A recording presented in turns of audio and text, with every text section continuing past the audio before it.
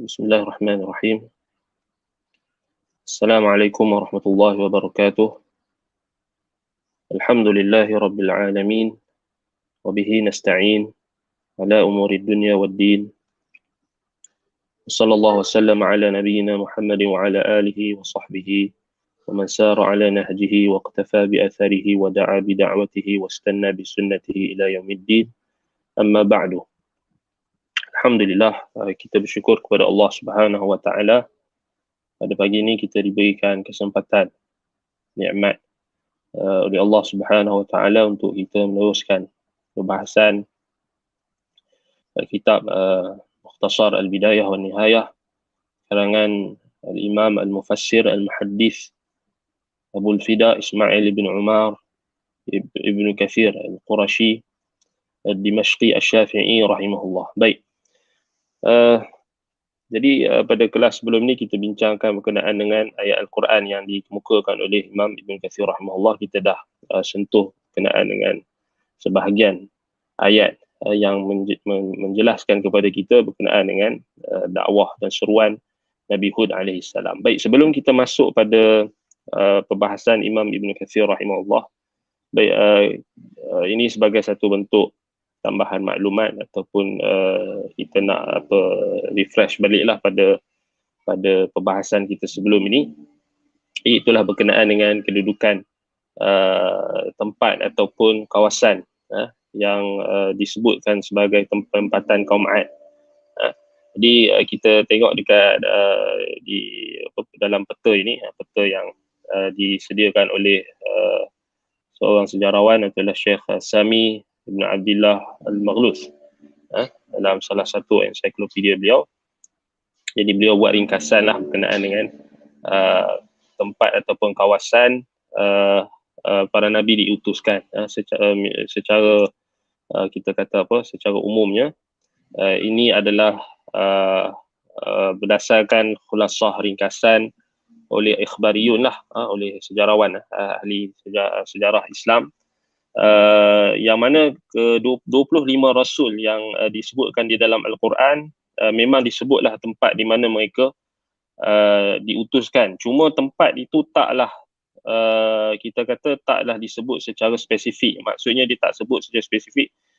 Kita tak bolehlah kita nak katakan 100% maksudnya tempat itu adalah kawasan tersebut memang kawasan di situ, kerana banyak faktor lah yang menyebabkan kita berlakunya perubahan geografi dari sudut perubahan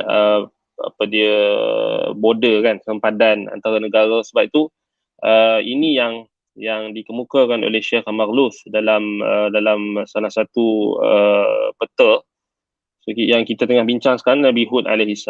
Baik, Nabi Hud ni kita dah sebut pada awalnya diutuskan di kawasan Ahqaf, yang inilah tempat kita kata kaum Ad ini, yang dalam surah Al-Ahqaf Allah Ta'ala sebut berkenaan dengan penempatan mereka. Baik, Al-Ahqaf ni dari segi bahasa merujuk kepada bukit-bukit yang berpasir, bukit-bukit yang berpasir.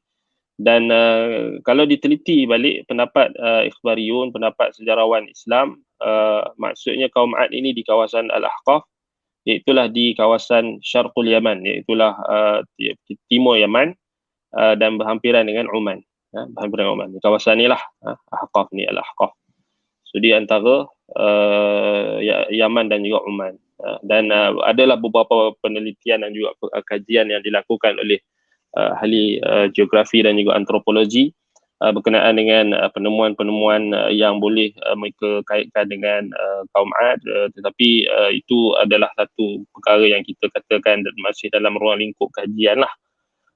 Memang dalam tak salah dalam tahun 2010 ataupun 2013 macam tu, sudah ada satu usaha daripada kerajaan Arab Saudi dan juga bahagian antropologi Saudi dan juga arkeologi dan sebagainya. Mereka cuba dengan bantuan syarikat minyak Aramco, mereka cuba untuk menggali di kawasan Rubu'ul Khali, iaitulah di kawasan antara Oman dan juga Yaman itu.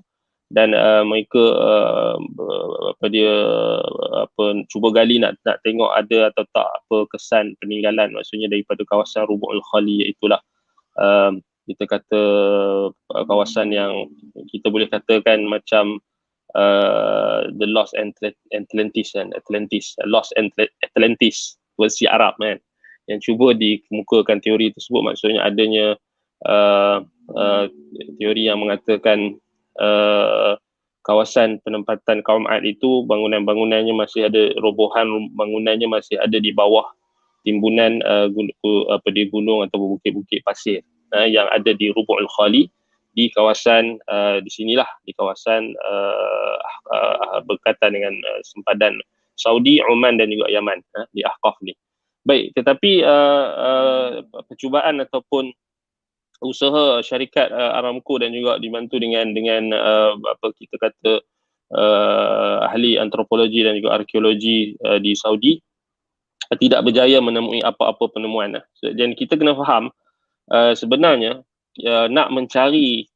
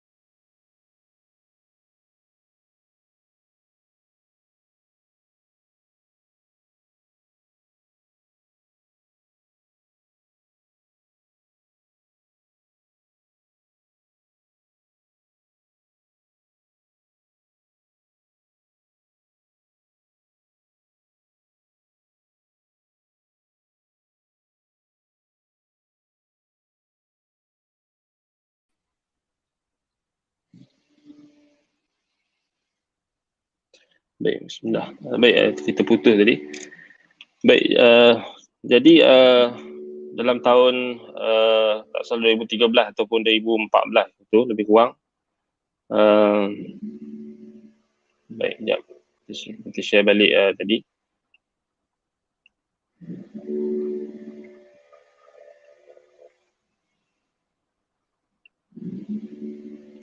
Baik, jadi kalau yang tak nampak tu anda dah besar kan, dah tak boleh besar dah. Inilah yang paling besar sekali. Dah tak boleh zoom dah. Okey. Nampak tak nampak tu kira nampak kot kan. Baik, nak bagi tahu di sini percubaan ahli arkeologi dan juga antropologi di Saudi itu tak berjaya lah. Maksudnya mereka tak jumpa apa-apa pun. Jadi satu, kita kena faham satu faktor yang mungkin kita terlepas pandang, khususnya bagi ahli sejarah Islam ataupun mereka yang kita kata yang beriman kepada Al-Quran dan juga As-Sunnah. Kita kena faham bahawasanya bila satu kaum itu dimusnahkan oleh Allah Subhanahu Wa Taala, dia tak tinggal saki-baki, tak tinggal saki-baki. Kita kena faham ini adalah sunnatullah yang kita kata, kalau kita nak cari pun memang buang masa lah kalau kita nak cuba untuk kaitkan antara satu kaum dengan kaum dengan kaum yang sudah lama, yang kita boleh katakan 4,500 sebelum Masihi kan, secara mimbar bitakrib lah, lebih kurang 4,500 tahun sebelum Masihi. Maksudnya boleh kita anggarkan zaman Nabi Hud AS. Itu pun hanyalah kita kata anggaran, kita pun tak boleh nak anggar secara tepat. Jadi kalau kita tengok balik memang tak apa kita kata, kalau tak ditemui apa-apa pun tak menjadi masalah pun kan. Sebab kalau kita tengok balik macam-macam lah teori-teori yang keluar, dan ada juga teori-teori yang jauh daripada kebenaran. Tapi kita sebagai seorang Islam, kita tetap menjadikan Al-Quran itu sebagai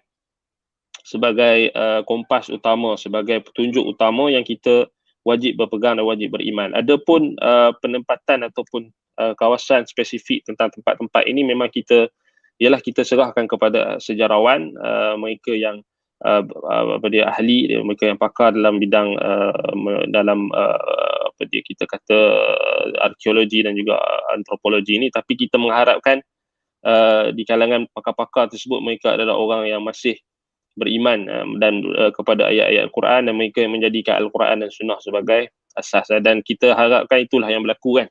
Sebab memanglah kalau kita tengok memang dalam tahun sebelum itu lagi dah ada percubaan daripada orientalis. Anda tak ingat dah nama-nama mereka itu dalam tahun 1940-an, 1950-an.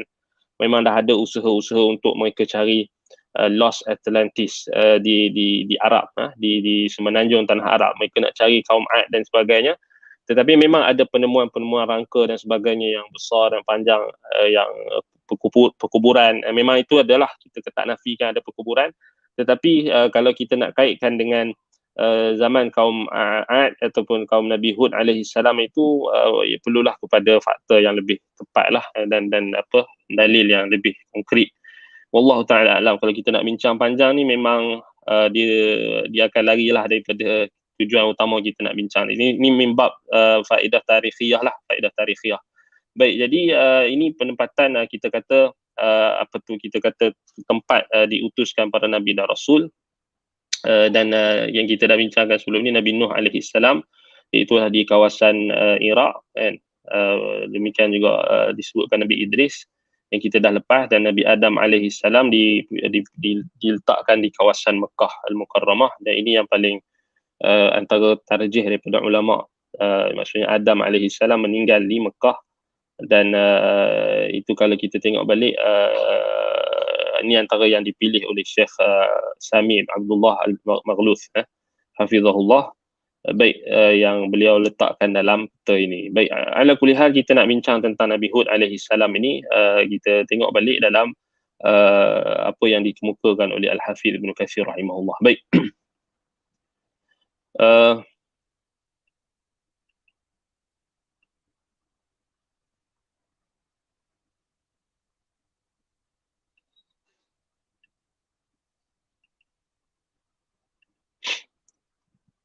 Baik, jadi sebelum ni kita dah tengok ayat dalam surah Hud, ayat dalam surah Hud.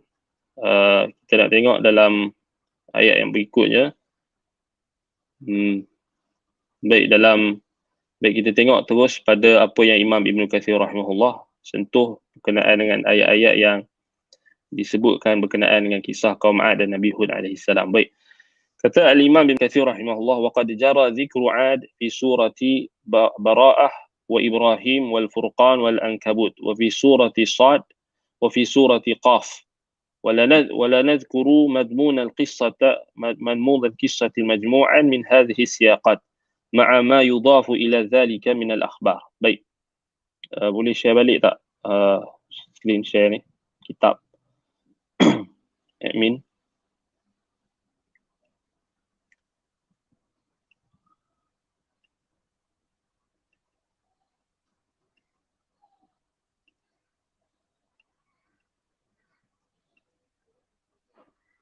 Baik, nak besarkan. Baik. Jadi kata Imam Ibn Katsir di sini, waqad jara dhikru 'ad fi surati Bara'ah. Jadi penyebutan berkenaan dengan kaum Ad ni ada dalam surah Bara'ah, surah Taubah, Ibrahim, surah Al-Furqan, Al-Ankabut, dan juga surah Sad, surah Qaf, surah Sad dan surah Qaf. Kemudian kata Imam Ibn Katsir, kita akan sebut tentang madmun, yakni konten ataupun khulasah ataupun ringkasan daripada kisah ini secara keseluruhannya, majmu'an min hadhihi siyaqat, yang inilah dihimpun semua bentuk konteks penceritaan, ma'a ma yudafu ila dhalika min al-akhbar, bersama dengan apa yang boleh ditambah berkenaan dengan kisah Nabi kaum Ad ini dan Nabi Hud alaihi salam daripada khabar-khabar, daripada riwayat hadis dan athar. Waqad qaddamna annahum awwal al-umam abadul asnam ba'da tufan, dan telah terdahulu kita sebutkan pada sebelum ini, kita dah sebutkan sebelum ini, kata Imam Ibn Katsir, bahawasanya mereka ini adalah umat yang terawal menyembah berhala selepas tufan, selepas banjir besar. Wa dhalika bayyinun fi qawlihi lahum, dan ini sangat jelaslah pada firman Allah Subhanahu wa taala dalam surah Al-A'raf ayat 69, wadhkuru idh ja'alakum khulafa'a min ba'di qaumi nuhin wa zadakum fi khalqi bastah, wa zadakum fil khalqi bastah. Wadhkuru, dan ingatlah kata Allah Subhanahu wa taala, idh ja'alakum khulafa'a min ba'di qaumi nuh. Ingatlah ketika Allah menjadikan kamu khulafa, yakni yakhlufu ba'duhum ba'dha min ba'di qaumi nuh. Khulafa min ba'di qaumi nuh, Allah jadikan kamu kaum 'Ad sebagai pengganti-pengganti setelah kaum Nuh. So ini nas jelas. Maksudnya Allah Ta'ala sebutkan dari sudut masa, dari sudut apa kita kata garis masa, maka kaum 'Ad adalah setelah kaum Nuh. Pengutusan Nabi Hud alaihi salam adalah setelah pengutusan Nabi Nuh alaihi salam. Maksudnya memang lepas Nabi Nuh, Nabi Hud alaihi salam. Lepas kaum Nuh, kaum 'Ad. Jadi ini berdasarkan nas Al-Quran, dan tak boleh kita tolak. Tak bolehlah ada orang kata tak, saya rasa Nabi Nuh ni selepas Nabi Hud. Tak bolehlah. Kaum Nuh ni selepas kaum 'Ad. Tak boleh. Kita kata dia dah menyanggah nas Al-Quran. Baik. Kata Ibn Kathir, ja'alahum ashadda ahli zamanihim fi khalqati wa shiddati wal batsh. Jadi Allah jadikan mereka ni wazadakum fil khalqi bastah. Jadi Allah jadikan mereka ni orang yang paling kuat lah pada zaman mereka. Dari sudut fizikal mereka, dari sudut apa kita kata kekuatan fizikal mereka, dan juga al-batsh, yakni bagaimana mereka apa kita kata mengurus takbir sesama mereka, dan mereka juga dalam bentuk kezaliman. Wa idza batashtum jabbarin, iaitulah dari sudut kesombongan mereka juga termasuklah. Wa qala fil mu'minun thumma ansha'na min ba'dihim qarnan akharin. Allah Taala sebut dalam surah Al-Mu'minun ayat 31, kemudian kami datangkan selepas mereka, yang selepas kaum Nuh, qarnan akharin, satu kurun yang berikutnya, yang lain. Wahum qaum Hudin ala sahih, mereka adalah kaum Hud, yang mengikut pendapat yang sahih. Ini kaum 'Ad. Itu kalau kita tengok dalam tafsir para ulama pada ayat surah Al-Mu'minun ayat 31. Thumma ansha'na min ba'dihim qarnan akharin. So yang min ba'dihim itu merujuk kepada kaum Nuh. Qarnan akharin, iaitulah kaum Hud. Ini Allah datangkan mereka selepas kaum Nuh. Wa za'ama akharun annahum thamud liqawlihi fa akhadhathum as-sayhatu bil haqqi faja'alnahum ghuta'a. Ada juga pendapat ulama tafsir yang mengatakan yang merujuk dalam surah Al-Mu'minun ayat 31 itu adalah kaum Thamud. Faqalu qaumus salih humul ladzina ahlaku bis-sayhah, kerana alasan mereka yang ayat dalam surah Al-Mu'minun ayat 41 lepas tu cerita tentang satu kaum yang telah dimusnahkan oleh sayhah, iaitulah suara gempita yang sangat kuat. Jadi sedangkan yang dalam Al-Quran yang Allah Ta'ala ceritakan berkenaan dengan kaum yang dimusnahkan dengan gempita ataupun suara gempita yang sangat kuat, itu adalah kaum Saleh, yakni yang diutuskan pada mereka Nabi Saleh, kaum Thamud, kan. Jadi itu alasan mereka kata bukan. Baik, jadi sedangkan kaum 'Ad di dalam surah Al-Haqqah ayat 6, Allah kata wa amma 'adun fa uhliku bi rihin sarsarin 'atiyah. Mereka kaum 'Ad dimusnahkan oleh Allah dengan angin sarsarin 'atiyah, angin yang kencang, angin kuat. Sarsar, angin yang kencang, angin yang datang daripada arah timur, angin yang datang daripada arah timur. Sarsar 'atiyah, yang memusnahkan, yang kuat. Wa hadha alladhi qaluhu la yamna'u min ijtima'i sayhati war rihil 'atiyati 'alaihim. Macam mana kita nak faham? Adakah berlaku kontradik? Iaitulah tentang apa yang didakwakan oleh sebahagian ulama. Kita kata Imam Ibn Kathir tidak ada kontradik, kerana apa yang dikatakan berkenaan dengan kaum Thamud, yakni Nabi Saleh, kaum yang Nabi Saleh diutuskan, dengan kaum 'Ad ini tidak menghalang, la yamna'u min ijtima'i sayhati war rihil 'atiyati 'alaihim. Tak menghalang untuk kita faham bahawasanya azab itu datang dalam kedua-duanya sekali. Maksudnya kaum 'Ad tu dia pun ada gempita, suara gempita, sayhah yang datang selain daripada angin yang memusnahkan mereka. Kama sayati fi qissati ahli Madian ashabil aikah. Sebagaimana akan datang penjelasan berkenaan dengan kisah penduduk Madian, iaitu ashabul aikah. Kerana apa? Mereka dihimpunkan oleh Allah Subhanahu Wa Taala dengan segala jenis hukuman, azab. Thumma la khilafa anna 'adan qabla Thamud. Dan kemudian tidak ada khilaf lagi bahawasanya kaum 'Ad itu adalah sebelum kaum Thamud. Jadi kat sini kita kena fahamlah maknanya, memang tak ada kontradik lah. Maksudnya kalau orang kata tadi kamu kata apa kaum yang dimaksudkan dalam surah Al-Mu'minun tu kaum 'Ad, tetapi dalam surah Al-Mu'minun ayat 41 dia cerita tentang kaum Saleh, sebab azab yang mereka kena itu adalah sayhah, iaitu gempita. Kalau kita tengok balik dalam tafsir disebutkan oleh ulama, jangan cek balik sayhah ni ditafsirkan dengan apa, dengan tepat. Dia kata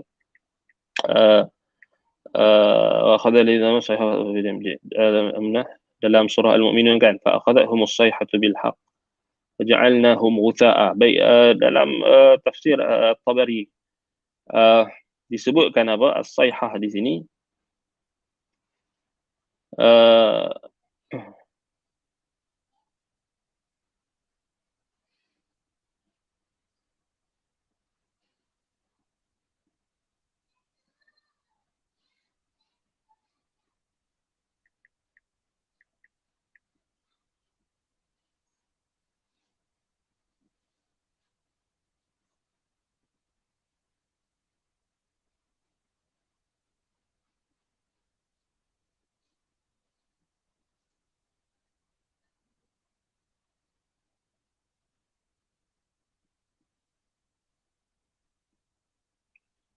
baik, dalam surah Hud memang ayat tu merujuk, memang kita kata betul lah merujuk kepada kaum Samud kan.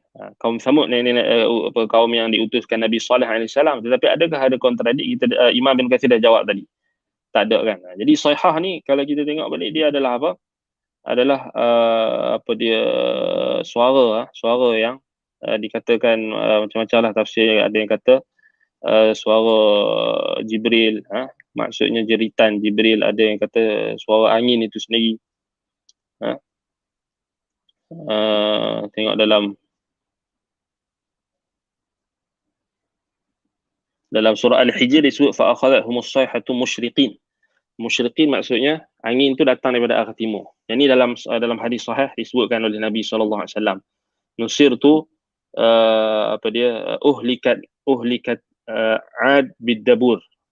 Uhlikat Samud bid-dabur ataupun uhlikat Ad bid-dabur. Maksudnya dimusnahkan kaum Samud ataupun kaum Ad dengan ad-dabur. Ini angin yang datang daripada arah timur. Itu yang dalam surah Al-Hijr ayat surah Al-Hijr cerita pasal kaum Nabi Lut. Kaum Nabi Lut. So maksudnya tengok kaum Nabi Lut pun dia didatangi dengan sayhah, dengan gempita. Sama juga. Sebab tu kita kata dia berhimpun pada jenis azab tu, dia berhimpun juga pada kaum 'Ad. So, sebab itu kita akan tengok nanti kata Imam Ibn Katsir ketika membahaskan berkenaan dengan azab yang menimpa pada kaum Madian yang diutuskan Nabi Syu'aib pun, mereka pun berhimpun juga. Hukuman tu Allah Ta'ala jadikan azab tu pelbagai azab.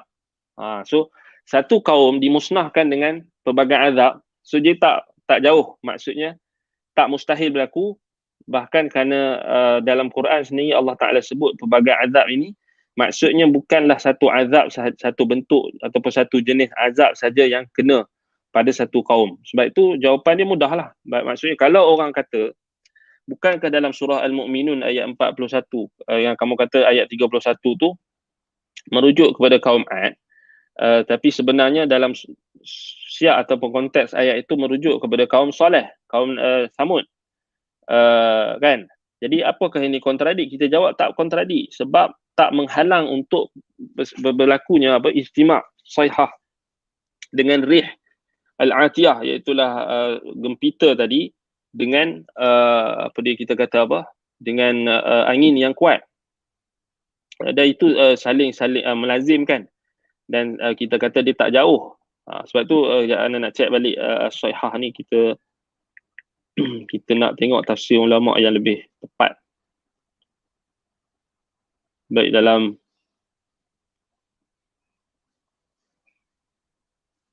tengok dalam surah Al-Hijr ayat 83 disebut Sahihah musbihin, maksud pada waktu pagi. Dalam surah Al-Hijr ayat 73 As-Sayhatu musyriqin, maksudnya Sayhah yang datang daripada arah timur. Ini gempita. Sebab itu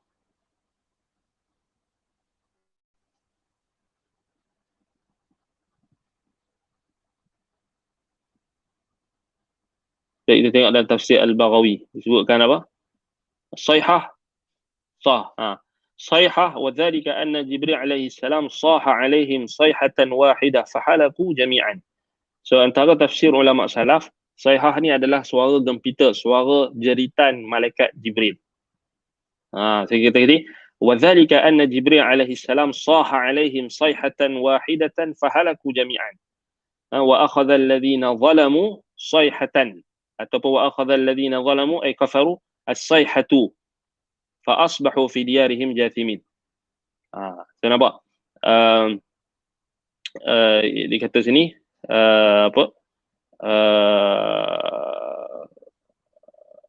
maka Allah musnahkan orang kafir tadi. As-Sayhah yakni Jibril punya gempita, suara gempita malaikat Jibril. So maksudnya jeritan malaikat Jibril alaihissalam yang satu sahaja jeritan. Satu jeritan memusnahkan mereka semua. Maksudnya dia tak menafikan angin yang Allah Ta'ala utuskan, angin daripada boleh kita katakan angin yang maksudnya daripada suara Jibril itu maksudnya menghasilkan angin yang dahsyat, menggerakkan angin yang dahsyat, maka tak kita kata dia tak ada kontradik. Maksudnya kalau kita nak kata Sayhah itu adalah suara Jibril, kemudian kaum Ad ni dimusnahkan dengan rihin sarsarin atiyah. So dia tak ada kita kata kontradik. Sebab itu kata Imam Ibn Kathir, fa innahu ijtama'a alaihim anwa'un minal 'uqubat. Maksudnya berhimpun pada kaum Ad itu pelbagai jenis hukuman ataupun azab. Merujuk juga kepada kaum Madian. Maksudnya kita dah tengok tadi dalam surah Al-Hijr ayat 73 dengan ayat 84 kalau tak salah. Allah Ta'ala sifatkan kaum Lut, kaum Nabi Allah Lut, kaum Lut mereka didatangkan dengan pelbagai jenis azab juga. Sebab tu ada angin yang datang, ada suara yang datang atau angin yang kuat, sayhah, ini gempita, suara malaikat Jibril. Musyriqin, sayhatu fa akhadhahum sayhatu musyriqin fa akhadhahum sayhatu musbihin. Ada dua sifat Allah Ta'ala sebutkan. Pertama, angin itu datang daripada arah timur, musyriqin, minasyarq. Ini dikuatkan lagi dengan hadis yang sahih yang Nabi SAW sebut berkenaan dengan nusirtu. Nabi SAW sebut dalam riwayat, kita cek balik bidabur, dalam riwayat Sahih Bukhari, uhlikat dalam kitabul istisqa qaulin Nabi SAW nusirtu bis sabah, yakni kata Nabi SAW nusirtu bis sabah, yang aku diberikan pertolongan oleh Allah dengan angin as-sabah. Angin as-sabah ini adalah angin yang ditiup ataupun yang bertiup datang daripada arah barat. Bila? Dalam waktu perang Ahzab, perang Khandaq. So perang Khandaq kalau kita tengok balik, tentera musyrikin, tentera Ahzab, mereka berpatah balik kerana mereka diserang ribut, angin yang kuat. Yang Nabi namakan angin tersebut adalah as-sabah. Nusirtu bis sabah. Aku dibantu oleh Allah dengan angin as-sabah. So di sini menunjukkan kepada kita angin ini adalah tentera-tentera Allah, as-sabah, termasuk daripada tentera yang membantu Nabi SAW ketika perang Ahzab. Sebab itulah sehingga as-sabah, angin as-sabah ini memusnahkan, dia tak memusnahkan terus kaum musyrikin ketika itu, tapi dia mengangkat tiang-tiang kemah yang mereka pasang dan memecahkan tempayan-tempayan dan juga bekas-bekas air dan makanan mereka, sehingga menyebabkan mereka berundur. So ini Nabi kata, wa uhlikat 'adun bid-dabur. Kemudian Nabi SAW bersabda, dimusnahkan kaum 'Ad dengan ad-dabur. Ad-dabur apa maksud? Ad-dabur ni maksudnya angin yang datang daripada angin yang datang as-sabah ni angin yang datang daripada arah timur, ad-dabur angin yang datang daripada arah barat. Terbeza. Al-rihu ad-dabur dia kata al-rihu al-gharbiyah. Baik, dalam Sahih Muslim kita tengok dia ada dalam Sahih Bukhari yang Sahih Muslim. Kalau kita tengok balik, betul ke? Betul. As-sabah rih syarqiyah. As-sabah maksudnya rih yang angin yang datang daripada arah timur. Ad-dabur angin yang datang daripada arah barat. Al-gharbiyah.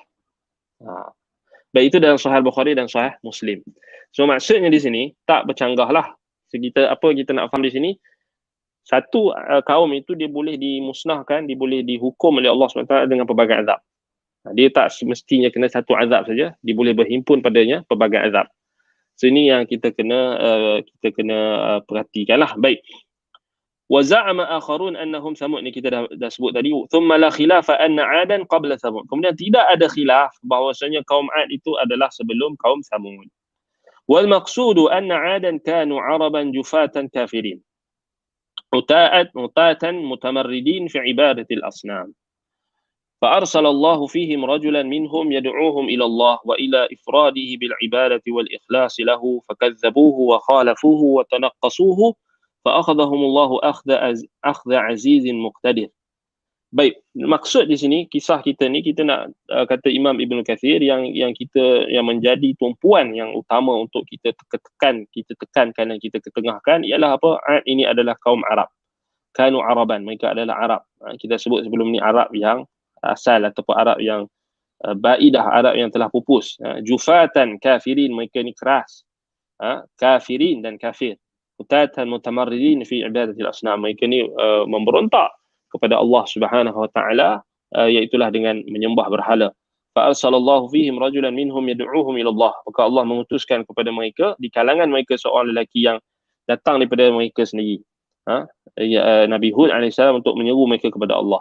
Wa ila ifradihi bil ibadati wa ikhlas, dan mengajak mereka supaya menunggalkan ibadat mereka dan keikhlasan mereka hanya kepada Allah. Fakadzabuhu wa khalafuhu wa tanaqasuh.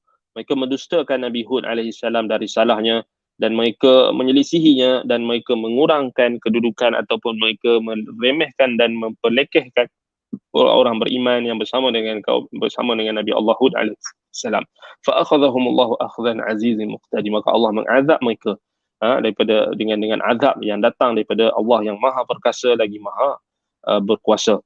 Falamma amarahum bi'ibadatillah wa raghabahum fi ta'atihi wa istighfarihi wa wa'adahum 'ala dhalika khair dunya wal akhirah wa tawa'adahum 'ala mukhalafati dhalika 'uqubat ad-dunya wal akhirah.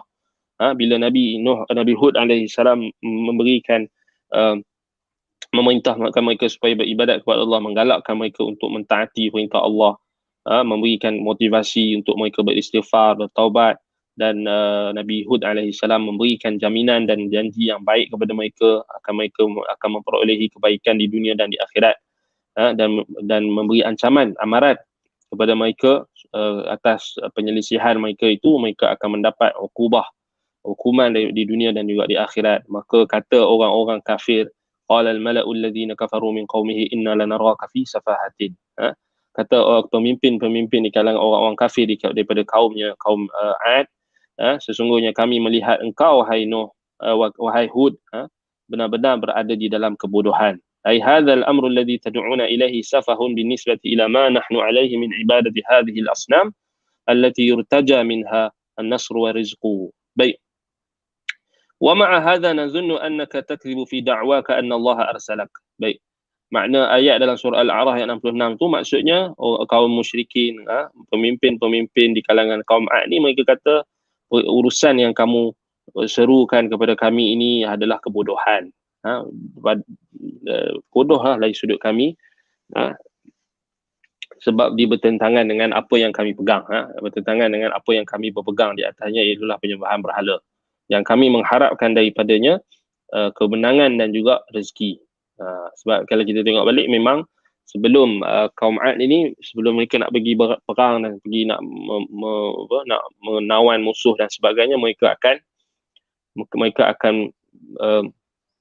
bertabaruk dan juga mengambil keberkatan dan juga menyembah berhala-berhala yang mereka rasakan itulah sebab yang boleh mereka dapat mencapai rezeki dan kemenangan. Ini biasalah standard. Macam sampailah pada zaman empire yang datang kemudian, macam itulah sikap. Kalau kita tengok dalam empire Rom, Yunani dan sebagainya, macam itulah. Sebelum mereka nak perang, maka mereka akan bawa bersama patung-patung berhala mereka itu, mereka akan letakkan di dalam kemah-kemah dan mereka akan sacrifice, mereka akan buat pengorbanan binatang-binatang, mereka akan korbankan darah, dan kadang-kadang ada yang melampau dengan korbankan anak sendiri, dan macam-macam bentuk kesyirikan yang berlaku. Jadi macam itulah juga berlaku yang pada awalnya kan. Baik. Kemudian wa ma hadza nadhunnu annaka takdzibu fi da'waka anna Allah arsala, dan mereka yakin bahawasanya mereka dengan penuh keyakinan mereka mengatakan bahawasanya seruan yang diserukan oleh Nabi Hud AS itu adalah dusta. So mereka menuduh Nabi Hud AS adalah seorang pendusta. Baik, sebab itu kata Nabi Hud AS menjawab, qala ya qaumi laysa bi safahatun walakinni rasulun min rabbil alamin. Laisa al-amru kama tadhunnun wala ma ta'taqidun. Ya, apa yang kamu sangka itu tak betul kan. Maksudnya aku bukan orang yang bodoh, tetapi aku ni adalah rasul yang diutuskan daripada Tuhan sekalian alam. Ubalighukum risalati rabbi wa ana lakum nasihun amin. Aku menyampaikan risalah Tuhanku dan aku adalah penasihat yang terpercaya. Baik. Wal balaghu yastalzimu adam al-kadhib fi asl al-muballigh wa adam az-ziyadah fihi wan naqs minhu. Wa yastalzimu iblaghuhu bi'ibaratin fasihatin wajizatin jami'atin mani'ah la labsa fiha wala ikhtilaf wala ittirab. Baik. Balagh, al-balagh ni penyampaian ataupun kita kata tugas para nabi dan rasul ini menyampaikan. Ianya melazimkan bahawasanya apa yang mereka sampaikan itu bukanlah sesuatu yang dusta. Adamul kadhib. Fi aslil muballigh, pada asal si penyampai. Maksudnya penyampai itu dia seorang yang terpercaya. Apatah lagi dia seorang rasul, utusan yang dipercayai. Wa adamu ziyadati fihi wa naqsi minhu, dan antara yang melazimkan sifat penyampai iaitu rasul, mereka tidak tokok tambah. Ni penting. Wa adamu ziyadati fihi, mereka tak tokok tambah dalam risalah yang mereka sampaikan, wa naqsi minhu, ataupun berkurang-kurangan. Ni penting. So tugas para nabi dan rasul ni, bila kita kata nabi dan rasul ni dia menyampaikan risalah, dia sifat yang lazim bagi penyampai risalah ni, dia mestilah bukan pendusta. Adamil kadhib. Dia bukan pendusta. Tak ada kedustaan sikit pun pada dia. Pada batang tubuh dia dan pada apa yang disampaikan. Tak ada. Sebab dia diutuskan oleh al-haq, yang benar, Tuhan Allah Subhanahu Wa Taala. Baik. Yang berikutnya, yang melazimkan sifat aslil muballigh, yakni sifat prinsip yang perlu ada pada seorang penyampai, iaitulah apa? Dia tidak menokok tambah. Wa adami ziyadah fihi wa naqsi min. Dia tak menokok tambah risalah yang disampaikan. Apatah lagi nak berkurang-kurangan. Tak. Ni kita kena faham. Wa yastalzimu iblaghuhu bi'ibaratin fasihatin wajizatin jami'atin mani'ah. Dan melazimkan juga penyampaian dia, iblagh, yakni apa yang disampaikan oleh Rasul itu, mestilah dia menyampaikan dengan ibarat yang fasih, ibarat yang jelas, wajizah yang ringkas, jami'atin mani'ah yang padat, yang ringkas, padat. La labsa fiha, tidak ada pengelabuan.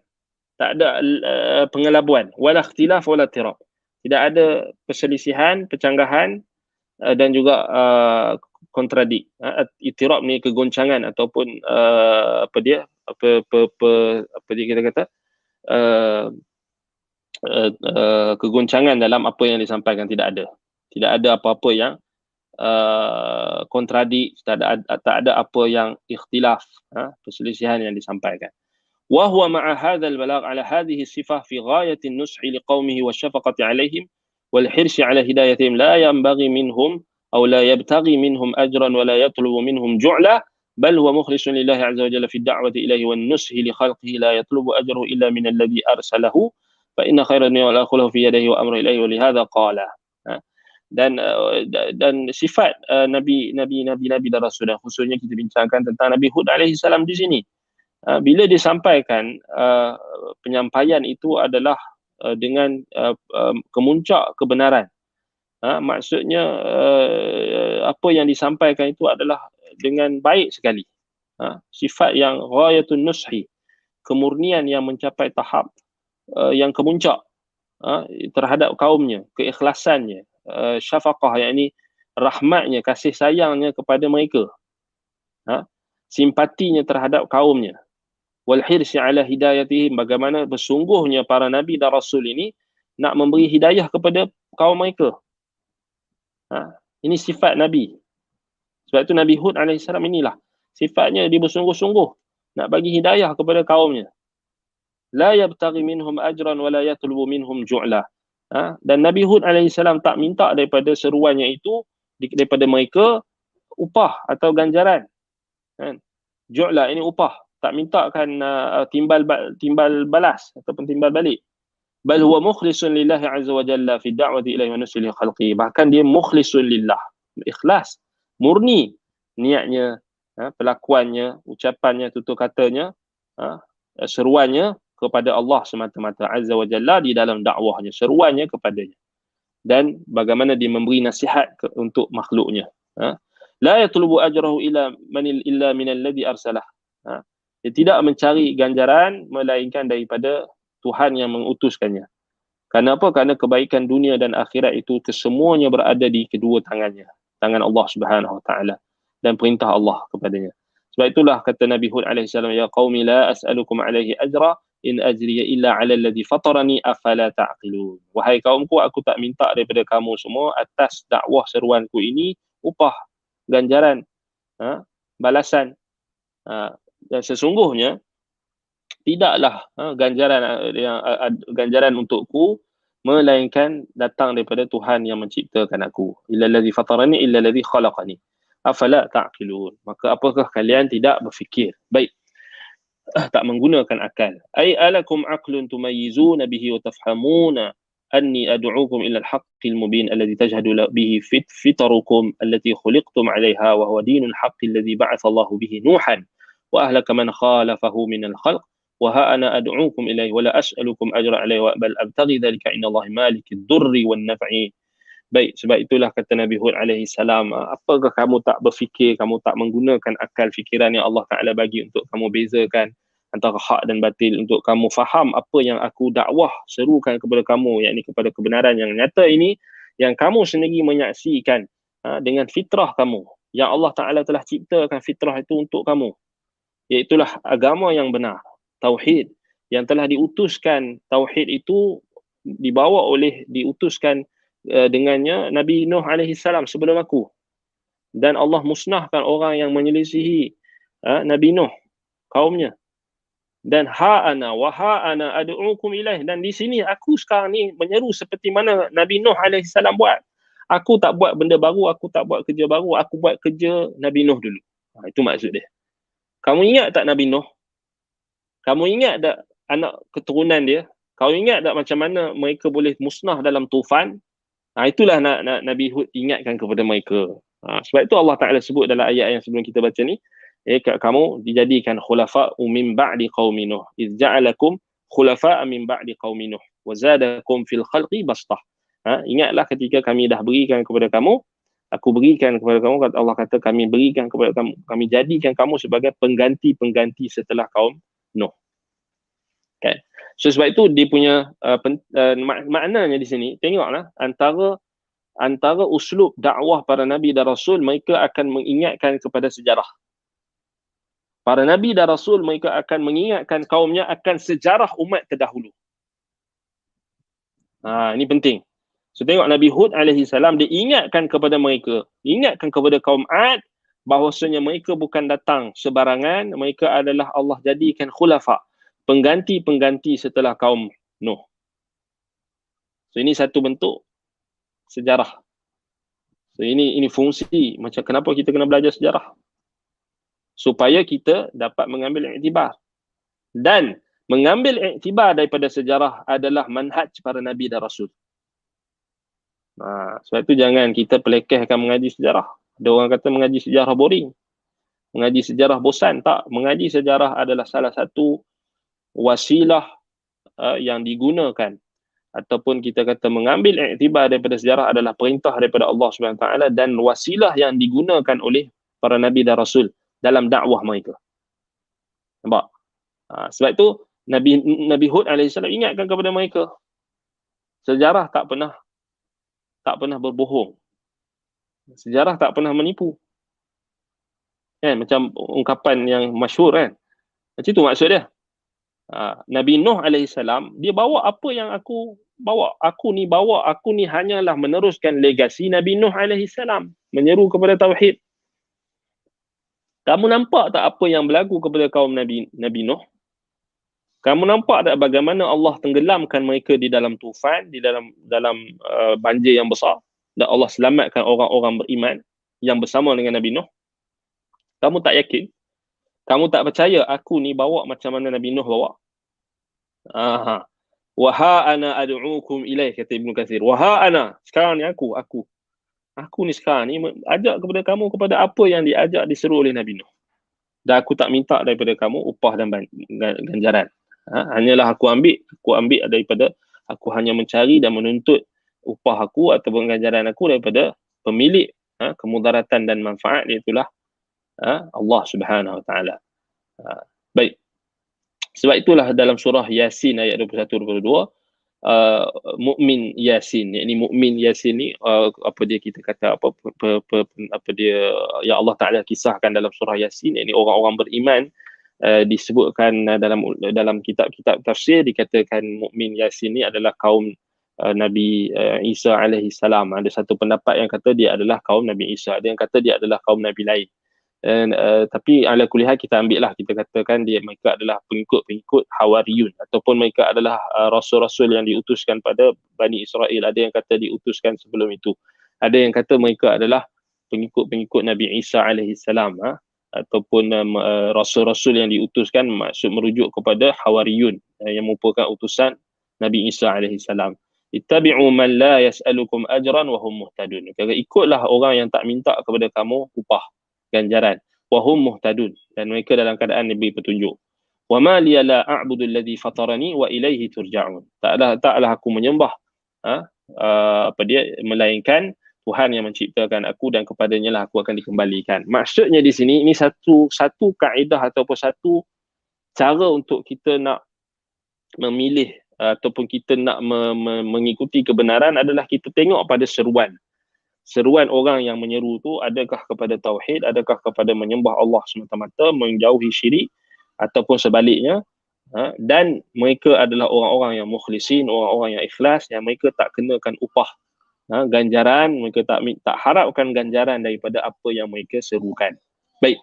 Wa qala qaum Hud lahu fima qalu ya Hud ma ji'tana bi bayyinatin wa ma nahnu bi tariki alihatina an qaulika wa ma nahnu laka bimu'minin. Maksudnya kaum Nabi Hud alaihi salam, kaum Ad ini, mereka mengatakan kepada Nabi Hud, wahai Hud, tidaklah engkau bawa kepada kami ni bukti, dan kami takkan tinggalkan penyembahan berhala-berhala kami disebabkan oleh perkataanmu. Kamu ni siapa? Disebabkan perkataan kamu tu kami nak kena tinggalkan, seruan kamu tu kami nak kena tinggalkan tradisi nenek moyang kami yang kami dah selesa. Mama nahnu laka bimu'minin. Kami takkan beriman dengan kamu. Nampak? In naqulu illa taraka ba'du alihatina bisu. Ma ji'tana bi khariqin yushhidu laka bi sidqin ma ji'ta bih. Wa ma nahnu bil ladzina turku ibadat asnamina. An mujarradi qawlika bila dalil aqamtahu wa la burhana nasabtahu. وما نظن إلا أنك مجنون فيما تزعمه إنما أصابك هذا أن بعض آلهتنا غضب عليك فأصابك في عقلك فاعتراك جنون بسبب ذلك. Mereka menuduh Nabi Hud AS ni dah terkena ulah. Disebabkan oleh dia, ini macam biasalah, ulah ni maksudnya satu bentuk apa kita kata propaganda yang dimainkan oleh musuh-musuh.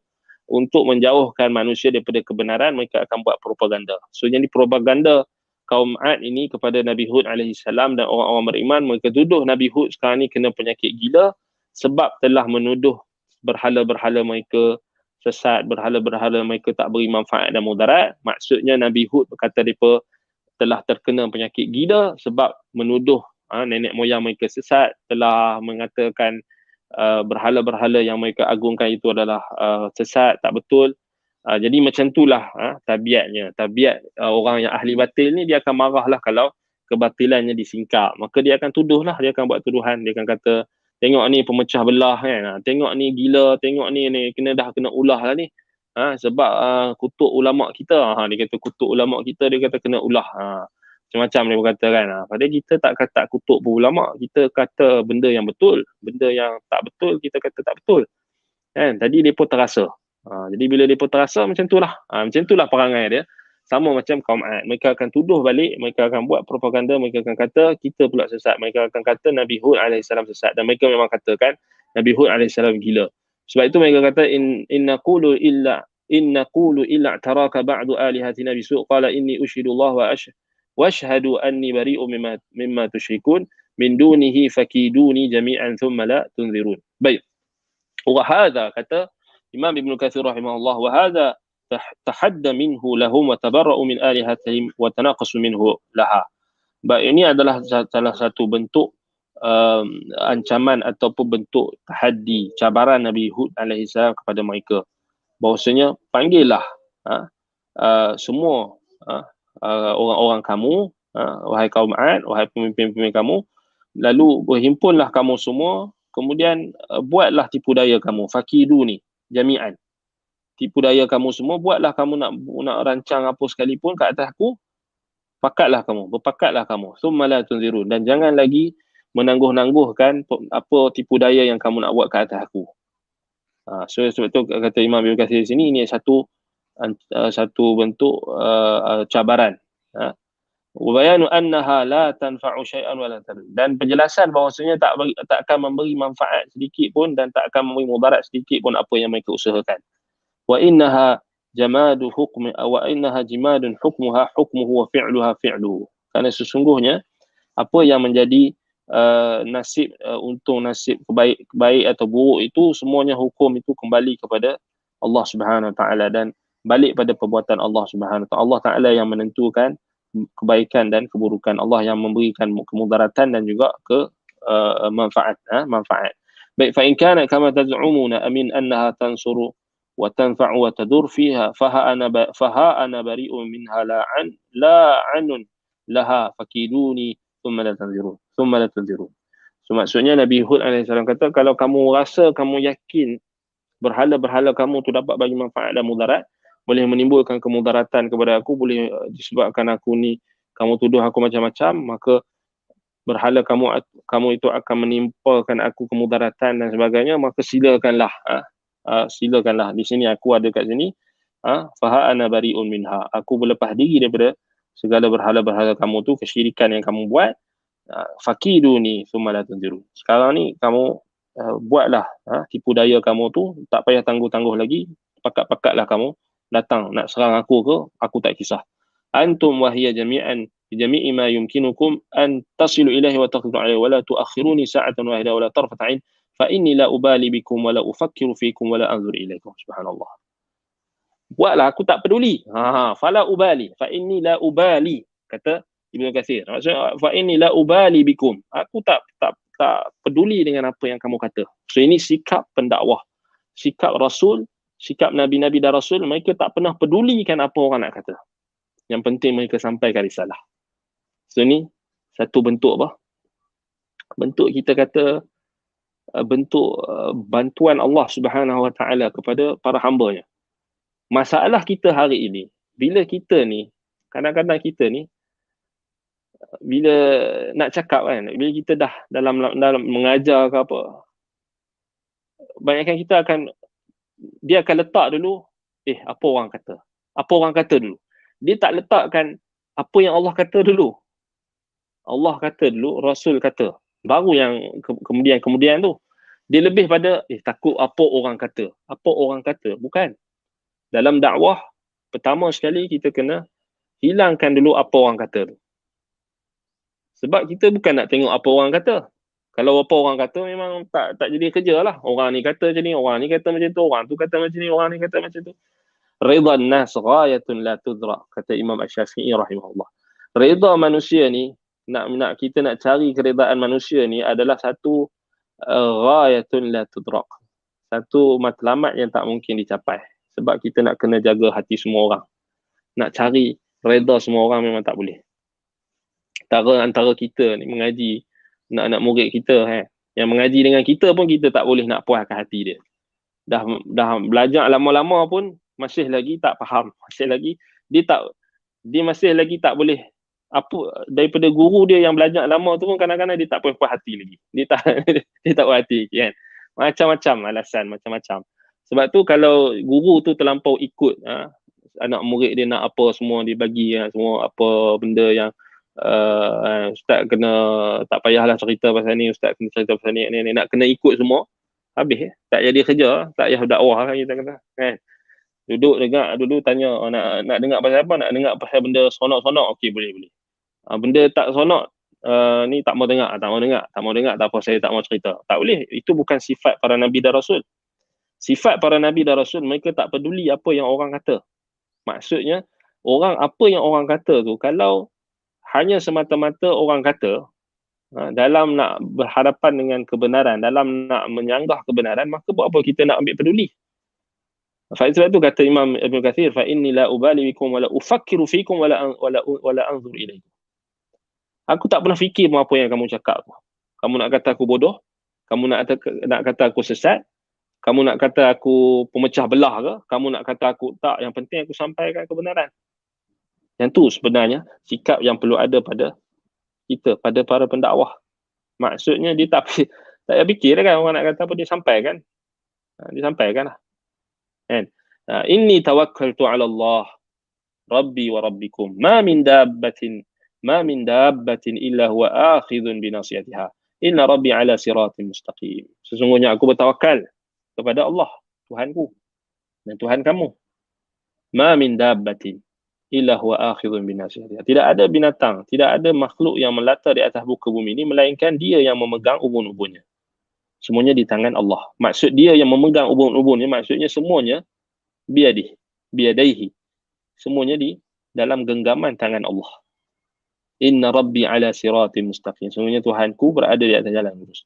Ana mutawakkilun ala Allah, muta'ayyidun bihi, wathiqun bijanabihi alladhi la yadhi'u man ladha bihi wastanada ilayh. Falastu ubali makhluqan siwah, walastu atawakkalu illa alayh, wala a'budu illa iyyah. Aku percaya, aku bertawakal kepada Allah. Aku percaya hanya daripada Allah. Yang dia tak pernah mensia-siakan orang yang melindung kepadanya dan bersandar kepadanya. Dan aku tak peduli apa yang makhluk nak katakan, apa makhluk selainnya. Maksudnya semua makhluk ni aku tak peduli. Dan aku tak bertawakal melainkan kepadanya, kepada Allah. Dan aku tak menyembah melainkan kepada Allah. Wa hadha wahdahu burhanun qati'un ala annahu dan abdallah wa rasulahu. Dan inilah burhan, inilah petunjuk, inilah bukti yang kukuh, inilah mukjizat, inilah sesuatu yang kita kata menjadi kelebihan Nabi Hud alaihi salam ke atas kaumnya, yang menunjukkan Hud ini adalah Abdullah, hamba Allah dan Rasulnya. Wa annahum ala jahlin wa dhalalin fi ibadatihim ghairillah. Dan mereka semua, kaum Ad itu, berada di atas kesesatan, kejahilan, kesesatan dalam ibadat mereka kepada selain Allah. Li'annahum lam yasilu ilaihi bisu'in wala nalu minhu makruhan. Kerana mereka tak mampu untuk menyentuh Nabi Hud alaihi salam dengan keburukan. Mereka tak boleh nak menimbulkan perkara-perkara yang buruk ke atas Nabi Hud alaihi salam. Wa dalla ala sidqihi fima ja'ahum bihi wa butlani ma hum alaihi wa fasadun ma dhahabu ilaih. Maka ini menunjukkan kebenaran Nabi Hud alaihi salam terhadap apa yang dia bawa dan membatalkan apa yang dipegang oleh kaumnya, kerosakan yang mereka telah berpegang dengannya. Baik. Dan inilah kita kata, kalau orang tanya kata apakah mukjizat Nabi Hud alaihi salam, inilah mukjizat Nabi Hud alaihi salam.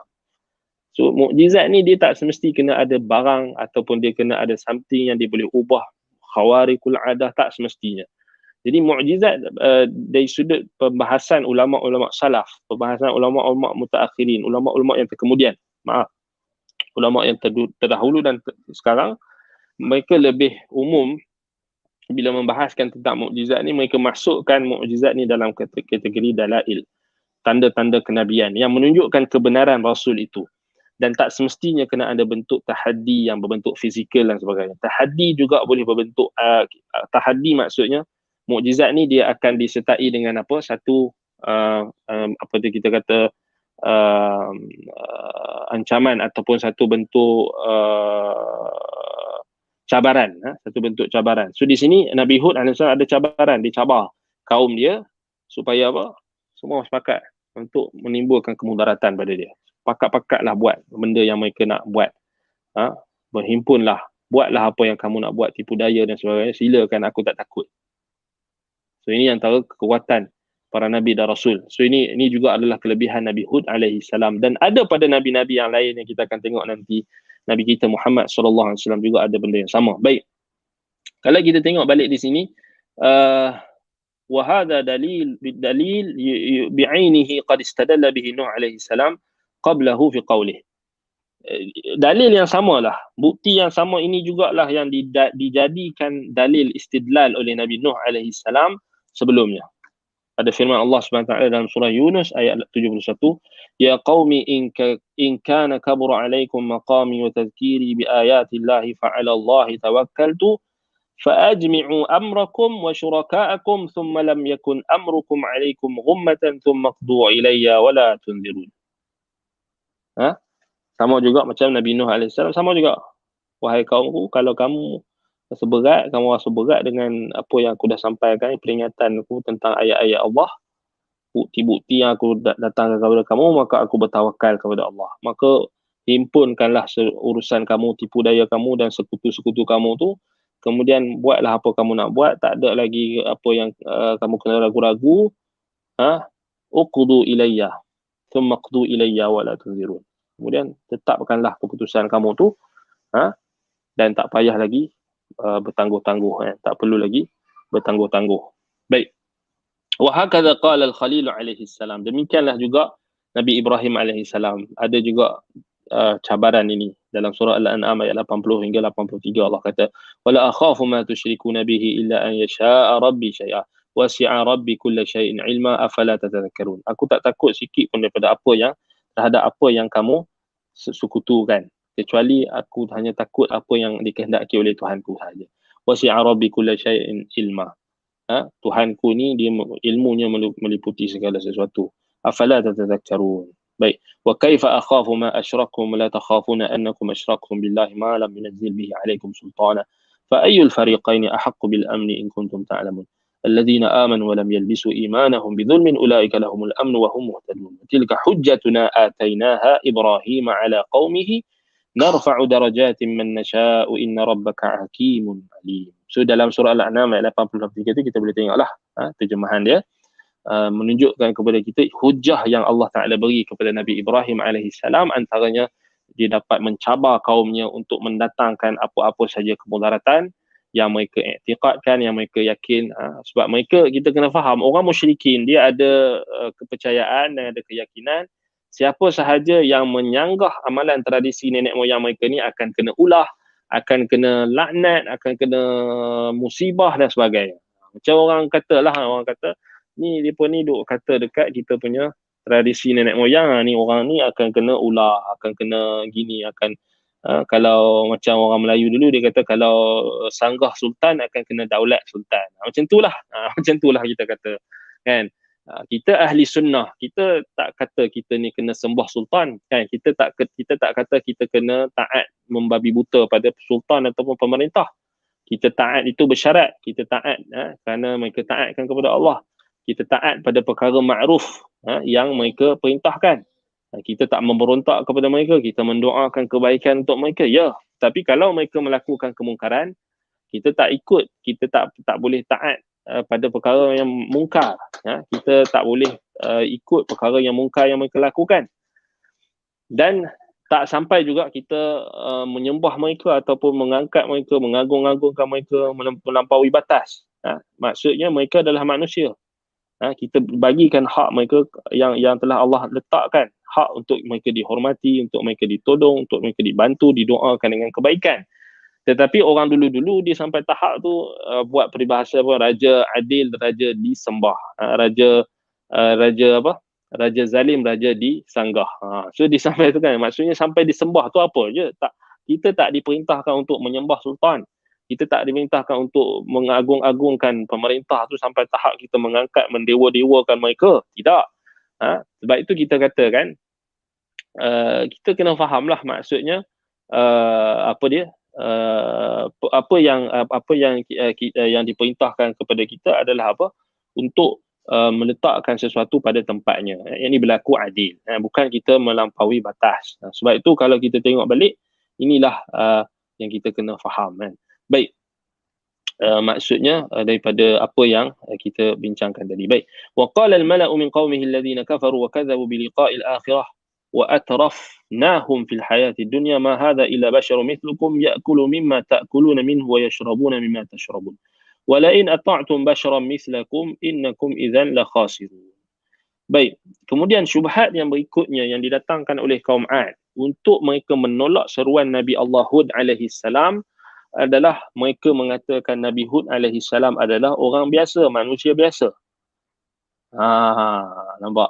Sebab itu kata Allah Subhanahu Wa Taala dalam surah Al-Mu'minun ayat 33 hingga 34. Berkatalah pemimpin-pemimpin daripada kaumnya, allazina kafaru wa kadzabu bi liqa'il akhirah, iaitu mereka yang kufur kepada Allah dan mendustakan hari akhirat.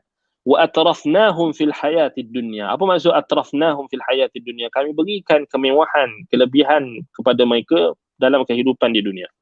So orang-orang yang sombong, orang-orang yang menjadi pemimpin-pemimpin masyarakat kaum Nabi Hud alaihi salam, kaum 'Ad ini, mereka adalah orang-orang yang elit, orang-orang yang dianggap sebagai aristokrat. Aristokrat maksudnya orang-orang yang mempunyai kedudukan, kekayaan dan kemewahan. So itulah kebiasaannya orang-orang macam ni lah yang akan memimpin sesuatu kaum. Baik, jadi disebabkan oleh kekufuran mereka, pendustaan mereka akan hari akhirat dan kemewahan terhadap dunia. Ini juga boleh menjadi sebab seseorang itu sombong di atas muka bumi dan boleh menjadi sebab seseorang itu akan menolak kebenaran. Jadi jangan main-main dengan sikap sombong, dengan kemewahan, dengan kelebihan dunia, kerana dia akan menatijahkan kesombongan. Mereka kata apa? Ni syubhat mereka. Mereka kata, ma hadha. Tidaklah dia ni, tengok dia kata ma hadha je, hadha. Ma hadha, tidaklah dia ni. Dia tujukan pada Nabi Hud. Macam inilah perangai orang-orang yang sombong. Bila dia tengok orang yang kurang pada dia dari sudut status sosial dan sebagainya, yang pakai pakaian yang kurang mewah berbanding dia, yang menampakkan penampilan yang kurang berbanding dia, maka dia akan terus mempelekehkan. Ma hadha. So siapa dia ni? Illa basyarum mithlukum. Dia ni tak ada melainkan hanyalah manusia seperti kamu. Ya'kulu mimma ta'kulun. Makan macam kita makan. Tapi bahkan kita makan lagi hebat. Itulah, makan macam kita makan, tapi makan kita lagi hebat. Itu maksudnya ayat kesombongan kan. Tapi dalam ayat ni pun syubhat mereka nak kata Nabi Hud alaihi salam ni manusia biasa, makan macam depa. Wa yashrabu mimma tashrabun, dia minum macam kamu minum juga. Bahkan boleh jadi kamu minum lebih hebat, air-air yang dahsyat, air-air yang mahal. Kan? Walain ata'tum basharan mithlakum innakum idzan la khasirun. Kalau kamu ikut manusia yang biasa macam kamu akan rugilah. Idzan la khasirun, innakum idzan la khasirun. Sesungguhnya kamu memang betul-betul akan rugi. Kan? Jadi macam mana kamu boleh ikut orang manusia macam kamu, yang sedangkan walhal ada lagi orang yang hebat-hebat daripada dia. So neraca dia orang sekarang ni, bila nak mereka tolak Nabi Hud AS, neraca mereka adalah dunia. Sebab itu mereka katakan dia makan macam kamu makan, minum macam kamu minum, kan? Baik, jadi mereka merasa kagum bahawasanya mereka merasa sangat jauh lah, mereka rasa macam tak sepatutnya Rasul ni utuskan menjadi manusia, daripada kalangan manusia. Sebab itu kata Imam Ibn Kathir, wa hadhihi syubhatu adla biha kathirun min jahalatil kafarati qadiman wa haditha. Maka syubhat inilah yang sering diguna pakai oleh ramai orang-orang yang jahil, orang-orang kafir yang dulu dan sekarang. Dulu, qadiman wa haditha. Yang sekarang pun sama. Saya tengoklah macam mana orang-orang yang mempelekehkan pengikut-pengikut Rasul, yang mempelekehkan macam itulah perangai. Dia akan main apa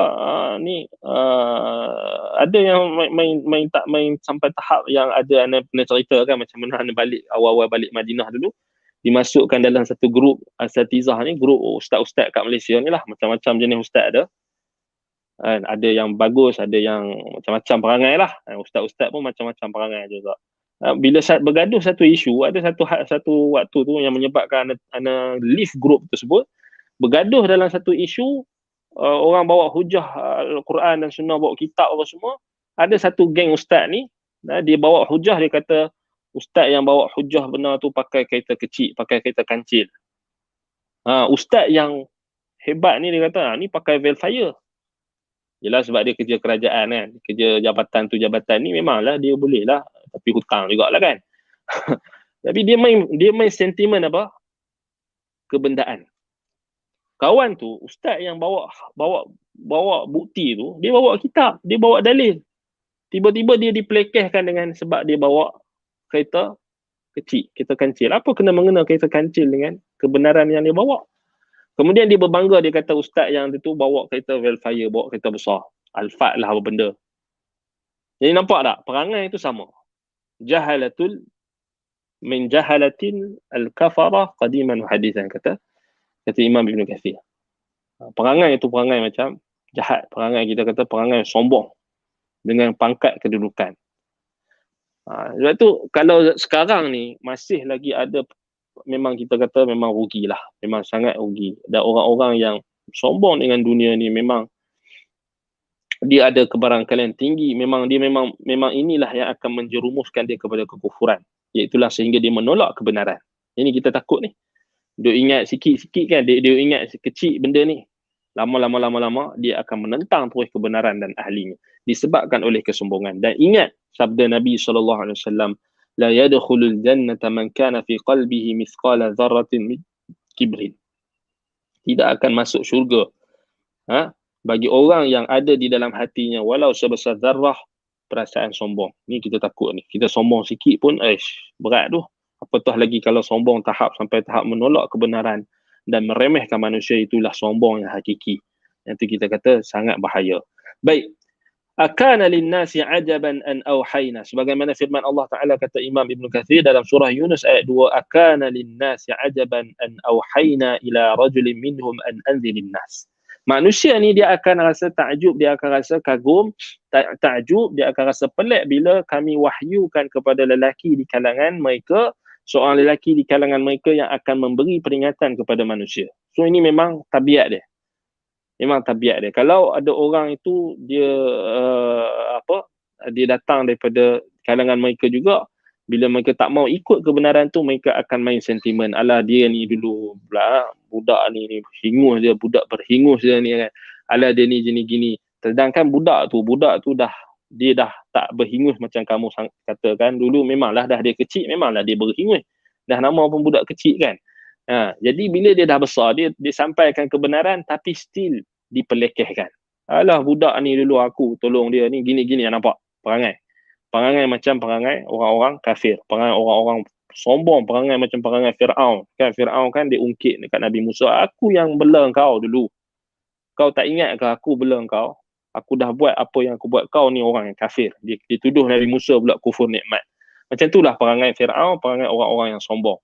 Dia akan ungkit, dia akan mainkan sentimen kedudukan sosial, keadaan status sosial dan sebagainya untuk merendahkan orang yang bawa kebenaran.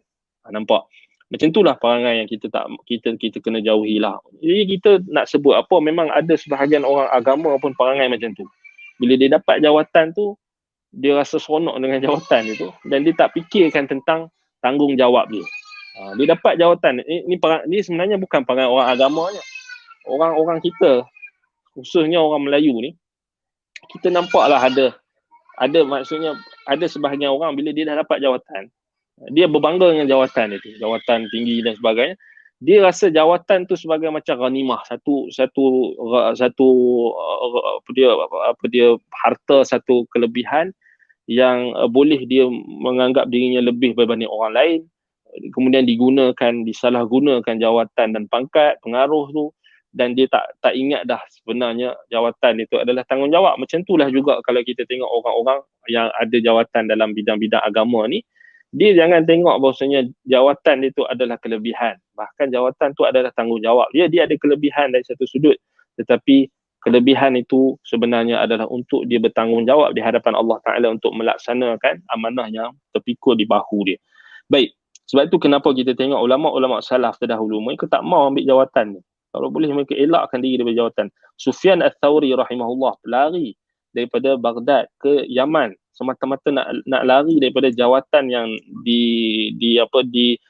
cuba diberikan oleh Khalifah Abu Ja'far Al-Mansur kepada beliau. Cuba ditawarkan. Sufyan Ats-Tsauri, Imam Malik rahimahullah tak mau dilantik menjadi ataupun dijadikan dia punya kitab tu sebagai silibus. Dia tak mau. Dia minta. Imam Ahmad bin Hanbal lari. Maksudnya tak mau jawatan. Ini jadi mufti ataupun jadi qadi pemerintah waktu tu. Imam Asy-Syafi'i rahimahullah juga tolak. Abu Hanifah sampai tepat sanggup kena sebat sebab tolak jawatan qadi. Sebab tu ulama salah dulu mereka tahu kalau mereka takut kalau mereka dapat jawatan tu mereka akan lupa diri. Sebab tu kenapa sebahagian ulama salah mereka larikan diri daripada jawatan. Tapi orang kita hari ni dia anggap jawatan tu sebagai ghanimah, sebagai bukan bentuk amanah tapi lebih pada keseronokan, dan juga itu yang kita katakan berlaku. Bukan setakat dalam bidang agama sajalah, samalah dalam orang yang budak yang tak apa, macam contohnya macam yang tak habiskan pengajian peringkat tertinggi kan. Kebanyakannya inilah yang banyak berlaku. Dia dapat jawatan dalam tu, dia mula dah rasa seronok dengan jawatan tapi dia tak laksanakan amanah. Orang amanahkan dia untuk jaga bahagian Al-Quran dan sebagainya, dia pergi buat fitnah pada orang.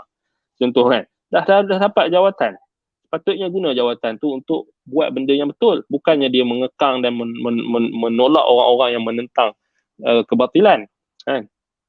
Demikian jugalah orang-orang yang macam-macam lah kita tengok hari ni. Wallahul musta'an. Baik, kemudian sebab apa alasan mereka tadi adalah mereka kata Nabi Hud alaihissalam orang biasa. Orang biasa, manusia biasa. Macam tu kan. Wa qala ta'ala wa ma mana'an nasa an yu'minu idh ja'ahumul huda illa an qalu aba'athallahu basyaran rasulah. Tidaklah menghalang manusia untuk beriman kepada Allah apabila datang kepada mereka petunjuk, melainkan kerana alasan mereka mengatakan, adakah Allah utuskan kepada kami ni manusia sebagai rasul? Nampak tak Allah kata? وَمَا مَنَعَ النَّاسَ أَنْ يُؤْمِنُوا إِذْ جَاءَهُمُ الْهُدَى إِلَّا أَنْ قَالُوا أَبَعَثَ اللَّهُ بَشَرًا رَسُولًا. Alasan mereka untuk mereka tolak kebenaran adalah apa? Rasul diutuskan di kalangan manusia biasa. Rasul, kenapa tak turunkan kami malaikat? قُلْ لَوْ كَانَ فِي الْأَرْضِ مَلَائِكَةٌ يَمْشُونَ مُطْمَئِنِّينَ لَنَزَّلْنَا عَلَيْهِمْ مِنَ السَّمَاءِ مَلَكًا رَسُولًا. Mereka katakan lagi, kalaulah di atas muka bumi ni ada malaikat-malaikat yang berjalan yang tenang, dan sudah tentulah kami akan turunkan kepada mereka daripada langit itu malaikat sebagai rasul. So Allah kata, kalaulah ada di bumi ni malaikat-malaikat yang tenang berjalan di atas muka bumi, saya kami akan turunkan kepada mereka daripada langit malaikat yang akan menjadi rasul. Tapi tak boleh, sebab Allah Ta'ala tahu, kalau kamu diutuskan rasul di kalangan manusia pun kamu kufur, kamu sombong, kamu tak mau terima. Kalau Allah Ta'ala turunkan malaikat, sama je lah, tak ada perbezaan. Tak ada beza. Kalau Allah turunkan malaikat di muka bumi ni untuk seru kamu, kalau kamu nak kufur, kamu akan kufur juga. Nampak? وَلِهَذَا قَالَ لَهُمْ هُودٌ عَلَيْهِ السَّلَامُ أَوَعَجِبْتُمْ أَنْ جَاءَكُمْ ذِكْرٌ مِّن رَبِّكُمْ عَلَى رَجُلٍ مِّنكُمْ لِيُنذِرَكُمْ. Sebab itulah kata Nabi Hud alaihi salam, kamu takjub, kamu rasa pelik bila diutuskan kepada kamu seorang lelaki yang memberi peringatan kepada kamu, untuk memperingatkan kamu. Laisa hadza bi'ajibin fa inna Allah a'lamu haitsu yaj'alu risalati. Ini bukan perkara yang pelik sebenarnya. Sebab apa, Allah Ta'ala lebih tahu siapakah yang berhak untuk dipilih untuk menjadi rasul, untuk diberikan risalah. Sebab tu kamu jangan merasa pelik bila Allah Ta'ala pilih di kalangan kamu ni Rasul. Wahai kaum Ad. Itu kata Nabi Hud alaihi salam. Baik. Sebab Allah Ta'ala lebih tahu siapa yang dia nak pilih. Di kalangan hamba-hambanya. Sama juga macam kita. Bila kita Allah Ta'ala juga pilih hamba-hambanya di kalangan orang soleh untuk meneruskan legasi dakwah, untuk meneruskan pengajaran ilmu. Maka Allah Ta'ala tahu siapa. Ya Allah pilih orang tu berdasarkan apa yang telah dipermudahkan untuk dia. Jadi kita tak berhak untuk kita nak persoalkan kenapa Allah pilih dia. Kenapa Allah pilih dia? Kenapa Allah tak jadi aku alim? Dah pasal kau malas. Kan? Dah pasal kau tak berusaha. Dah pasal kau sombong. Kerana sombong ni la yustata'ul ilmi al-mustahyi wal-mustakbir. Ilmu takkan dapat dimasuki ataupun takkan dapat diperolehi oleh dua jenis orang. Pertama, orang yang malu, dan kedua, orang yang sombong. Kalau kamu sombong, macam mana kamu nak dapat ilmu? Kamu masuk kelas ustaz pun kamu rasa sombong. Kamu rasa ustaz tu lekeh. Kamu rasa kamu lebih advance. Ini juga perangai sebahagian orang kita. Maksudnya macam mana dia nak dapat ilmu? Kalau dia sendiri dah first hari dah sombong. Dia masuk dekat kelas ustaz tu, dia sendiri dah letakkan satu apa? Satu neraca yang zalim. Dia kata ustaz ni itu kan. Ustaz ni ada macam ni. Dia dah letakkan. Aku tak mau dengar ustaz ni. Kemudian dia pergilah. Tak apalah, dia carilah ustaz yang dia suka. Tapi macam mana orang ni nak dapat ilmu? Sebab dia sombong. Yang kita bimbang kalau perasaan sombong dia tu menyebabkan dia akan, bila datang kepadanya kebenaran, dia akan tolak. Ini perangai orang yang sombong ni, susah. Bila datang kebenaran, dia akan datangkan sebab dia kata, alah orang ni lekeh lah. Dia ni budak ni hingusan aja kan. Aku lagi makan garam lebih macam tu. Banyak sebab-sebab yang boleh menyebabkan seorang itu sombong dan menolak kebenaran, meremehkan manusia. Sebab tu Nabi SAW sebutkan al-kibru batarul haq wa ghamtun nas. Sombong itu adalah menolak kebenaran dan meremehkan manusia. Baik.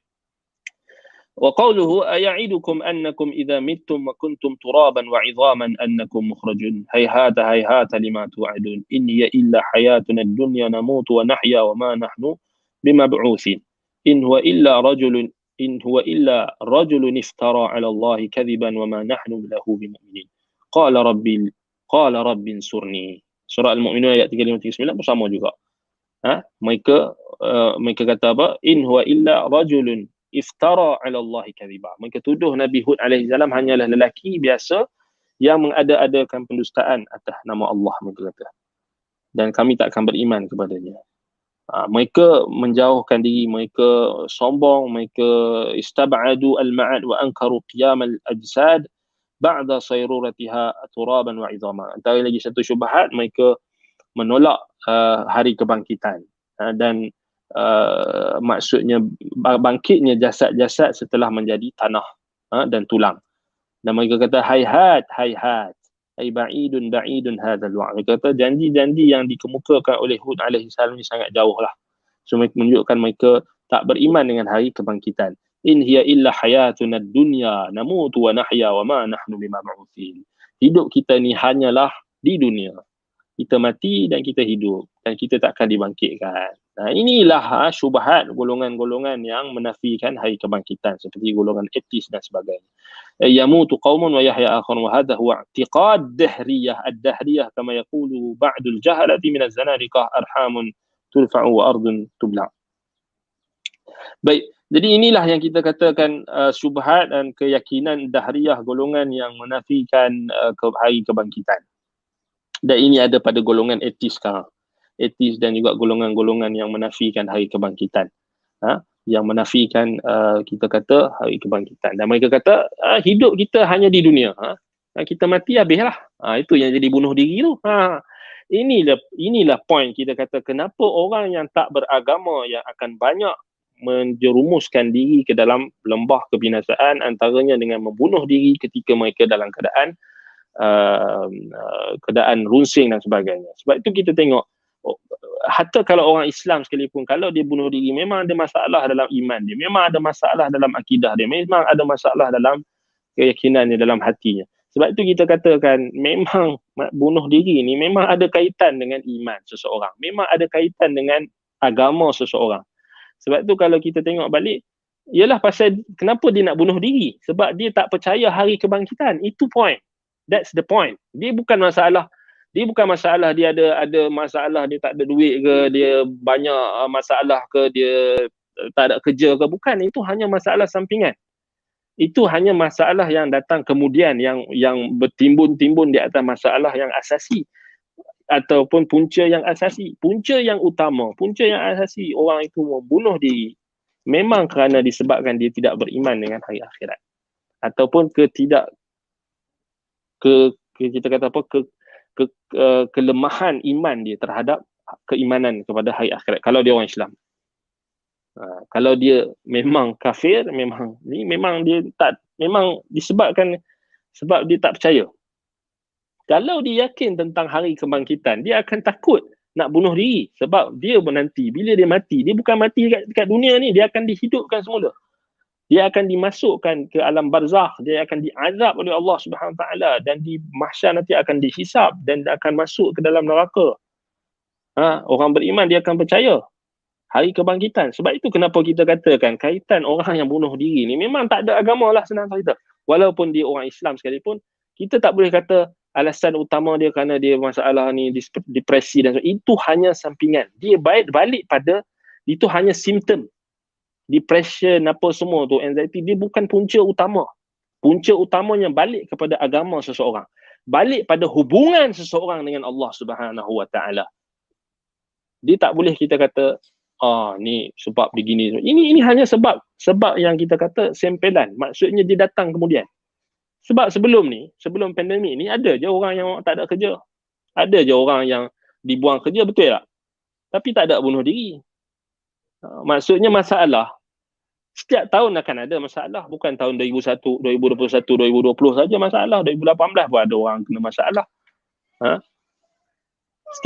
Dan ada orang yang lebih teruk, tapi dia tak bunuh diri. Apa yang menghalang? Dan lebih ramai orang yang tak bunuh diri berbanding dengan orang bunuh diri. Betul tak? Nisbah. Sebab apa? Sebab fitrah manusia, dia tahu dia bunuh diri, apa yang dia dapat? Dia bunuh diri. Kalau orang yang beriman, tak kira dia beriman, dia Yahudi ke, dia Kristian ke, dia beriman dengan hari kebangkitan. Kalau dia ada iman tu, dia pun takut juga untuk bunuh diri tu kan. Orang Islam lebih-lebih lagi lah. Sebab Nabi SAW bagi tahu orang yang bunuh diri ni, dia akan diazab macam mana dia bunuh diri nanti. Dia akan azab. Kalau dia terjun daripada bangunan yang tinggi, dekat akhirat nanti Allah akan suruh dia terjun juga. Dia tak makan matilah, kena azab. Kemudian dia naik balik, dia terjun balik. Itu azab dia. Kalau dia cucuk dengan benda tajam, maka begitulah juga azab dia di akhirat kelak. Wal'iyadzubillah. Takut. Sebab tu kita orang Islam, kita kena tegaskan lah, bunuh diri ni memang dosa besar lah. Kan kita nak kata, jangan cakap dosa. Nak cakap dosa pun tak berani, apa benda? Itu yang lagi orang lagi suka bunuh diri tu. Dia anggap solusi dan tak kena mengena dengan agama. Dia puncanya kerana memisahkan agama dengan kehidupan. Ini punca dia. Dan kerajaan pun kena fikirlah juga. Nak menghalang tu bukannya kena tunggu benda tu dah jadi baru nak halang. Kena buat, maksudnya kena perkasakan balik silibus pengajian agama. Ini bagi bab agama ni berapa jam saja. Hanya pilihan pula. Kan dia boleh jadi subjek pilihan. Bukan subjek teras. Orang boleh pilih. Itu masalah. Kemudian kita bila dapat masalah, kita mula nak macam-macam, kita nak jauh daripada agama pun ada.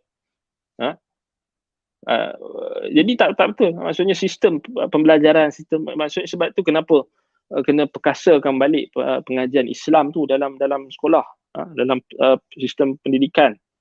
Ditekankan pengajian akhlak, pengajian akidah, kena tekankan berkenaan dengan qada dan qadar, kena tekankan.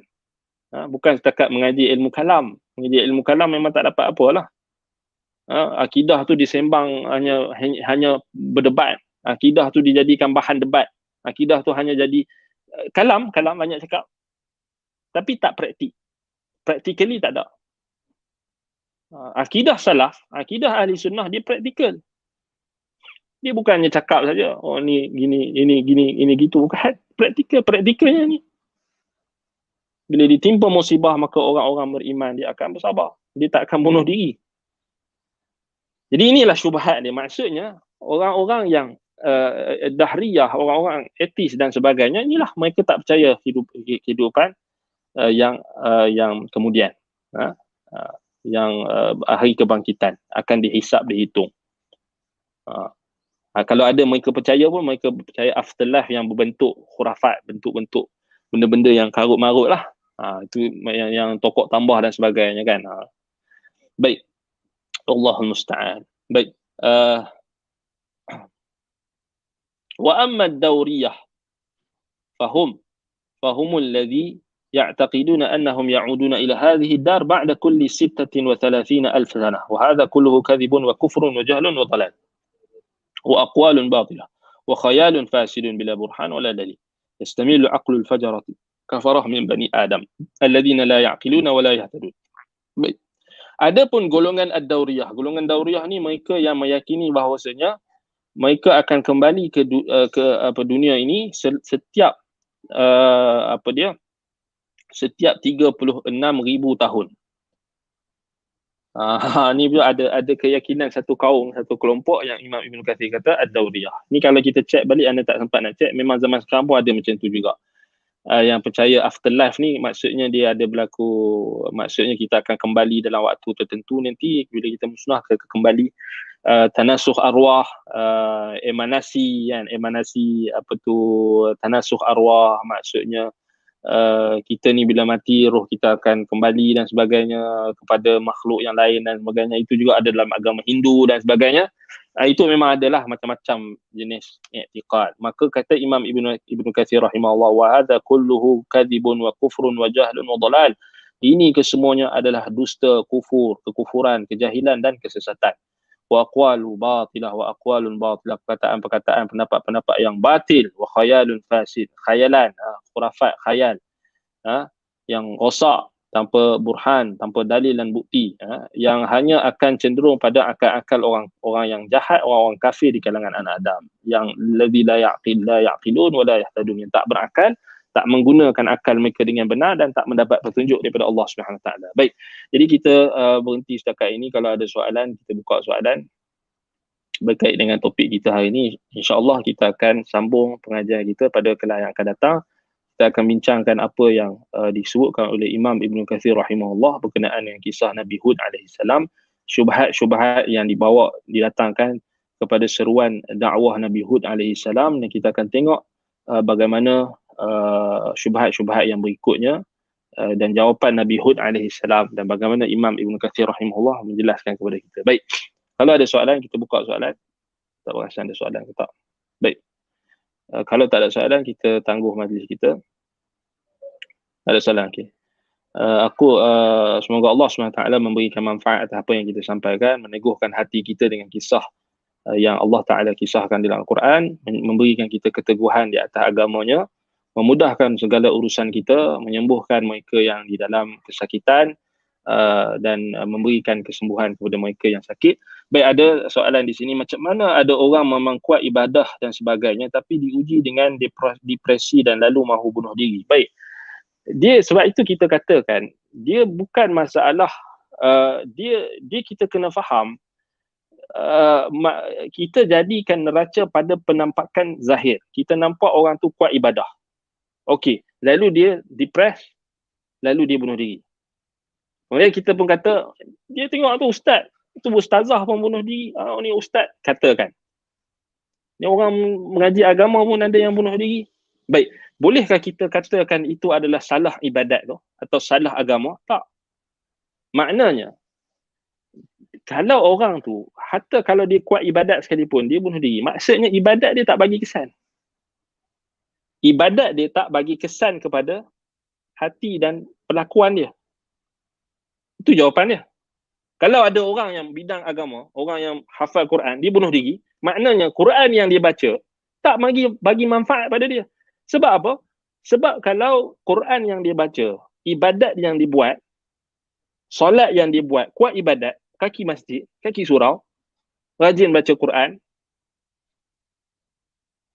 apa manfaat kalau tak boleh menegah dia daripada kemungkaran? Allah Ta'ala sebut dalam Quran, Inna salata tanha 'anil fahsya'i wal munkar. Solat itu menegah seorang daripada perbuatan keji dan munkar. Apa faedah kalau dia solat, tapi solat dia tu tak boleh mencegah dia daripada kemungkaran? Boleh tak kita salah pada solat tu? Dia solat, tapi dia buat benda mungkar. Boleh tak kita salahkan ibadat? Tak boleh. Salah pada diri dia. Banyaklah punca dia. Solat tak khusyuk. Banyak syarat-syarat, banyak rukun-rukun solat dia tak jaga, syarat-syarat itu belum lagi khusyuk dalam hati dia tak jaga. Banyak faktor. Kan? Kalau orang tu kuat ibadat tapi diuji, lalu dia mahu bunuh diri. Maksudnya kat situ nak bagi tahu dekat kita, iman dia tengah kurang waktu tu. Kalau orang yang ada latar belakang agama, orang yang kaki ibadat, kuat ibadat dan sebagainya, dia pun boleh kena depresi. Tapi nak bagi tahu di sini, semua orang boleh kena depres. Semua orang boleh kena tekanan dalam hidup dan sebagainya. Cuma yang membezakan antara individu dengan individu, bagaimana dia menangani. Nabi-nabi dan Rasul pun kena depres, tekanan. Sudah tengok Nabi Muhammad SAW, tekanan bila kaum dia tak terima dakwah dia. Nampak? Sebab tu Allah Ta'ala tegur Nabi Muhammad SAW. Allah kata apa? Allah kata apa dia? Dalam apa dia? Macam mana ayat tu? Dalam surah Al-Kahfi.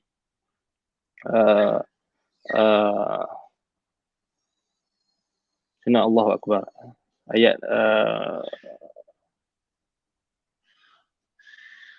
Allahu Akbar. Tak ingat tak ni ya. Allah Taala tak ni.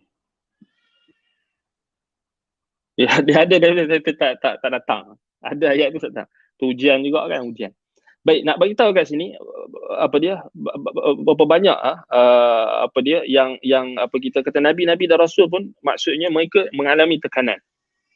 Kita sebut sebelum ni laqad khalaqnal insana fi kabad. Kemudian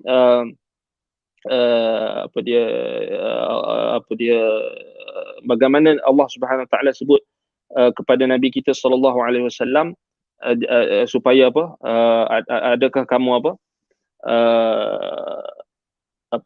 kamu nak membunuh diri kamu sendiri. Macam tu ayat dia lebih kurang.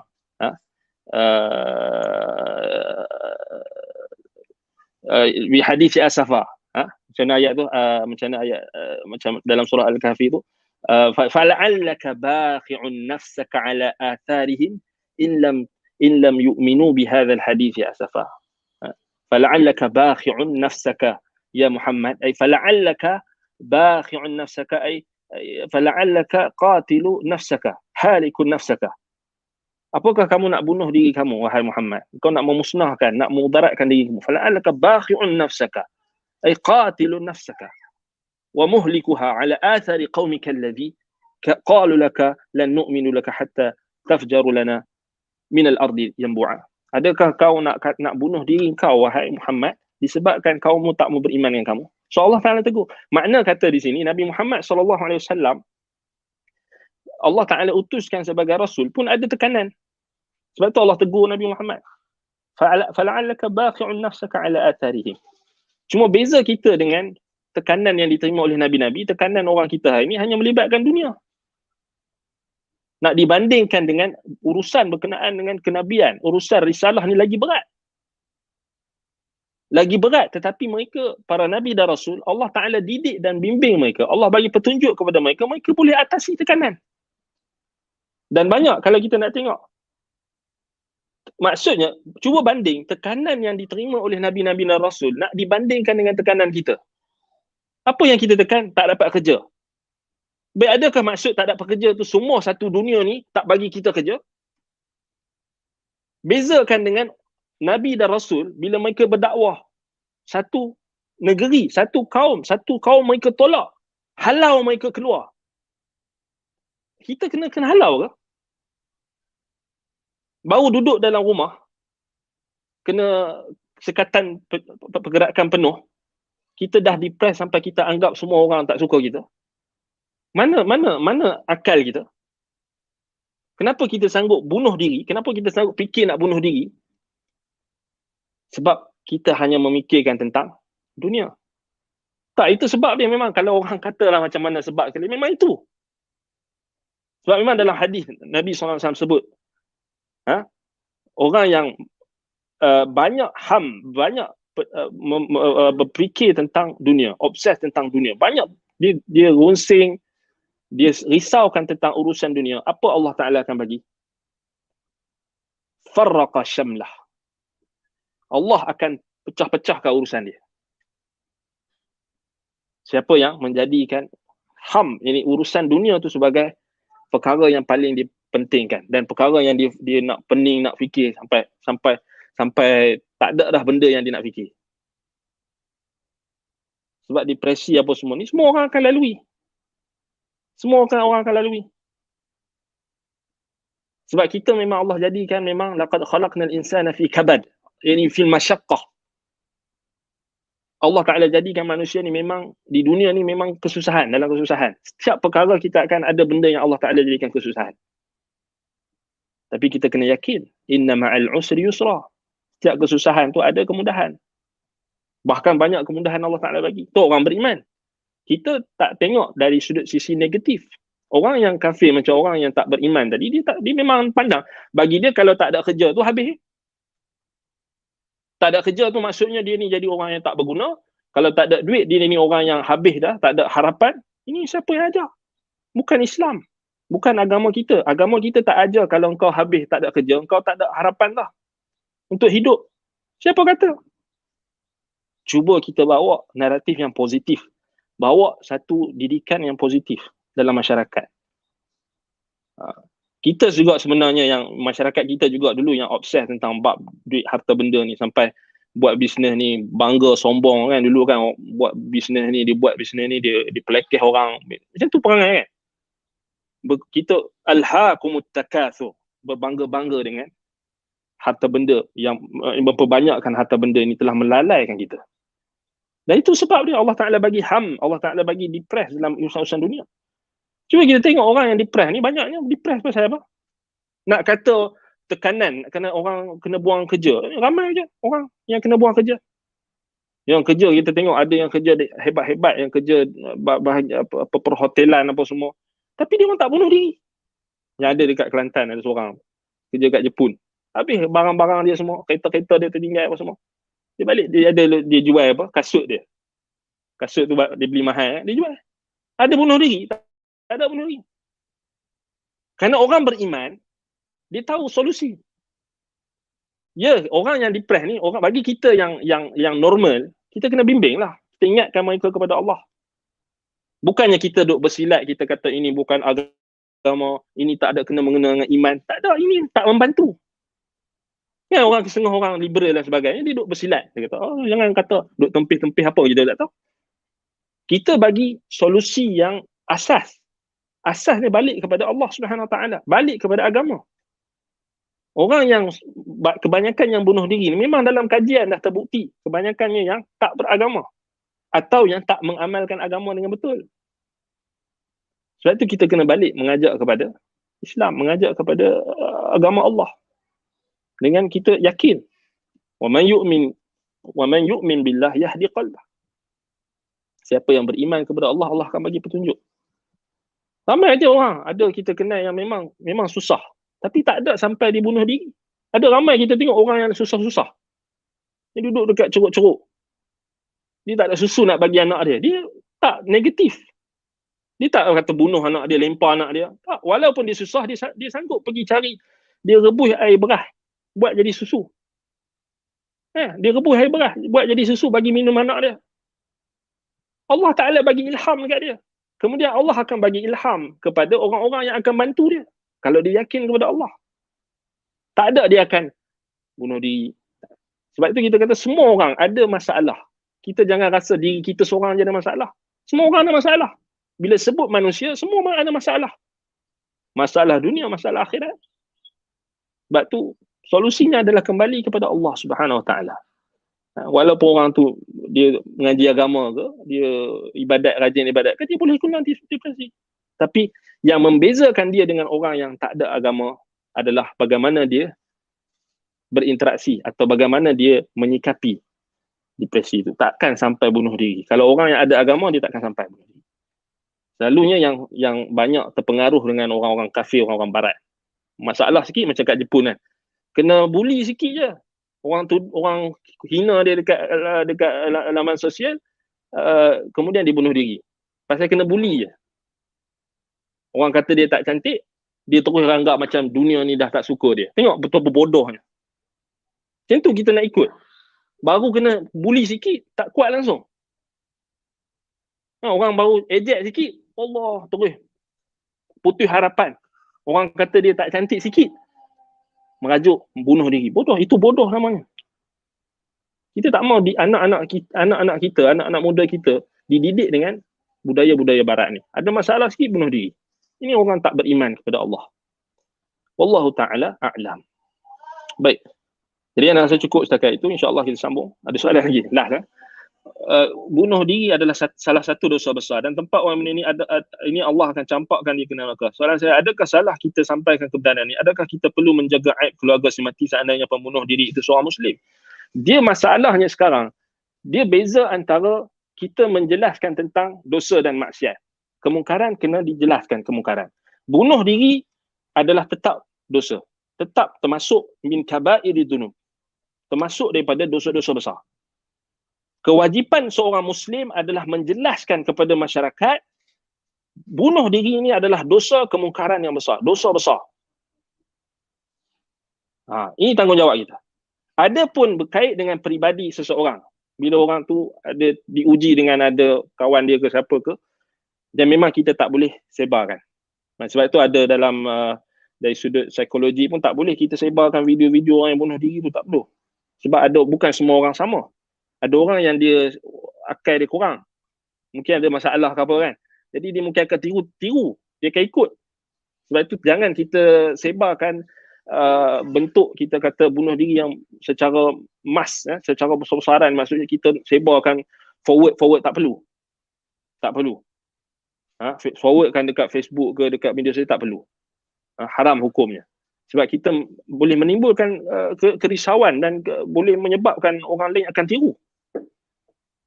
Itu isu lain. Dan kita kena jagalah aib. Maksudnya orang yang terlibat tu kita kena bagi pendidikan yang betul lah. Itu sebenarnya. Maksudnya kita bagi tahu benda yang betul. Tapi nak menjelaskan dosa tu dosa tak berhenti. Kita tak boleh kata pasal dia tu bunuh diri, pasal banyak kes bunuh diri, kita tak boleh kata bunuh diri ni dosa besar. Salah. Ini masalahnya bila kita senyap dalam menjelaskan kemungkaran, menyebabkan orang tak tahu benda tu mungkar. Sebab tu tak boleh diam. Kena bagi tahu. Dosa besar. Kan? Dosa besar. Baik, betulkah statement Allah menakutkan hamba-Nya dengan an-nar, syaitan yang menakutkan manusia dengan kefakiran? Ia dalam Quran. Asyaitanu ya'idukumul faqra wa ya'murukum bil fahsya. Wallahu ya'idukumul maghfirata. Wallahu asyaitanu ya'idukum al-faqra. Dalam ayat syaitan ya'idukumul faqra dalam surah Al-Baqarah ayat 268. Asyaitanu ya'idukumul faqra. Syaitan menakut-nakutkan hamba, menakut-nakutkan manusia dengan kefakiran, kemiskinan, kefakiran. Wa ya'murukum bil fahsya, dan dia memerintahkan kamu kepada perkara keji. Wallahu ya'idukum maghfiratan minhu wa fadla. Allah menjanjikan keampunan daripadanya dan juga kurniaan, rezeki dan sebagainya. Wallahu wasi'un alim. Surah Al-Baqarah ayat 368. Itu betul. Allah menakutkan hamba-Nya dengan an-nar. Soalan ni betul ke? Syaitan yang menakut manusia dengan kefakiran. Allah menakutkan hamba-Nya dengan an-nar, syaitan menakut. Balik pada ayat tadi, maksudnya Allah Ta'ala menjanjikan keampunan dan kelebihan, rezeki dan sebagainya, keluasan rahmat dan sebagainya. Itu satu sudut. Allah menakutkan hamba-Nya dengan an-nar. Ini ada lafaz wa yukhawifukumullah, wa yukhawifukum dalam Quran apa Allah kata apa? Yukhawifullah yukhawifullahu bihi ibadah. lahum min fawqihim dhullun minan nar wa min tahtihim dhull dhalika yukhawwifullahu bihi ibadahu ya ibadi fattaqun. Dalam surah Az-Zumar ayat 16 betul. Dua statement tu betul based pada ayat Quran. Yang kedua dalam surah Al-Baqarah tadi, yang pertama dalam surah Az-Zumar ayat 16. Dzalika yukhawwifullahu bihi ibadah. Sebab Allah Taala cerita neraka, kemudian demikianlah Allah menakutkan hamba-Nya dengan api neraka. So Allah Taala takutkan hamba-Nya dengan ancaman dia. Dia berhak sebab kita adalah hamba dia. Baik. Saya cukup setakat itu. InsyaAllah semoga bermanfaat. Wallahu ta'ala a'lam bissawab. Aqulu qawli hadha wa astaghfirullah li wa lakum subhanakallahumma wa bihamdika asyhadu an la ilaha illa anta astaghfiruka wa atubu ilaik. Wa sallallahu ala Muhammadin wa ala alihi wa sahbihi wa baraka wa sallam. Alhamdulillah rabbil alamin. Wassalamu alaikum warahmatullahi wabarakatuh.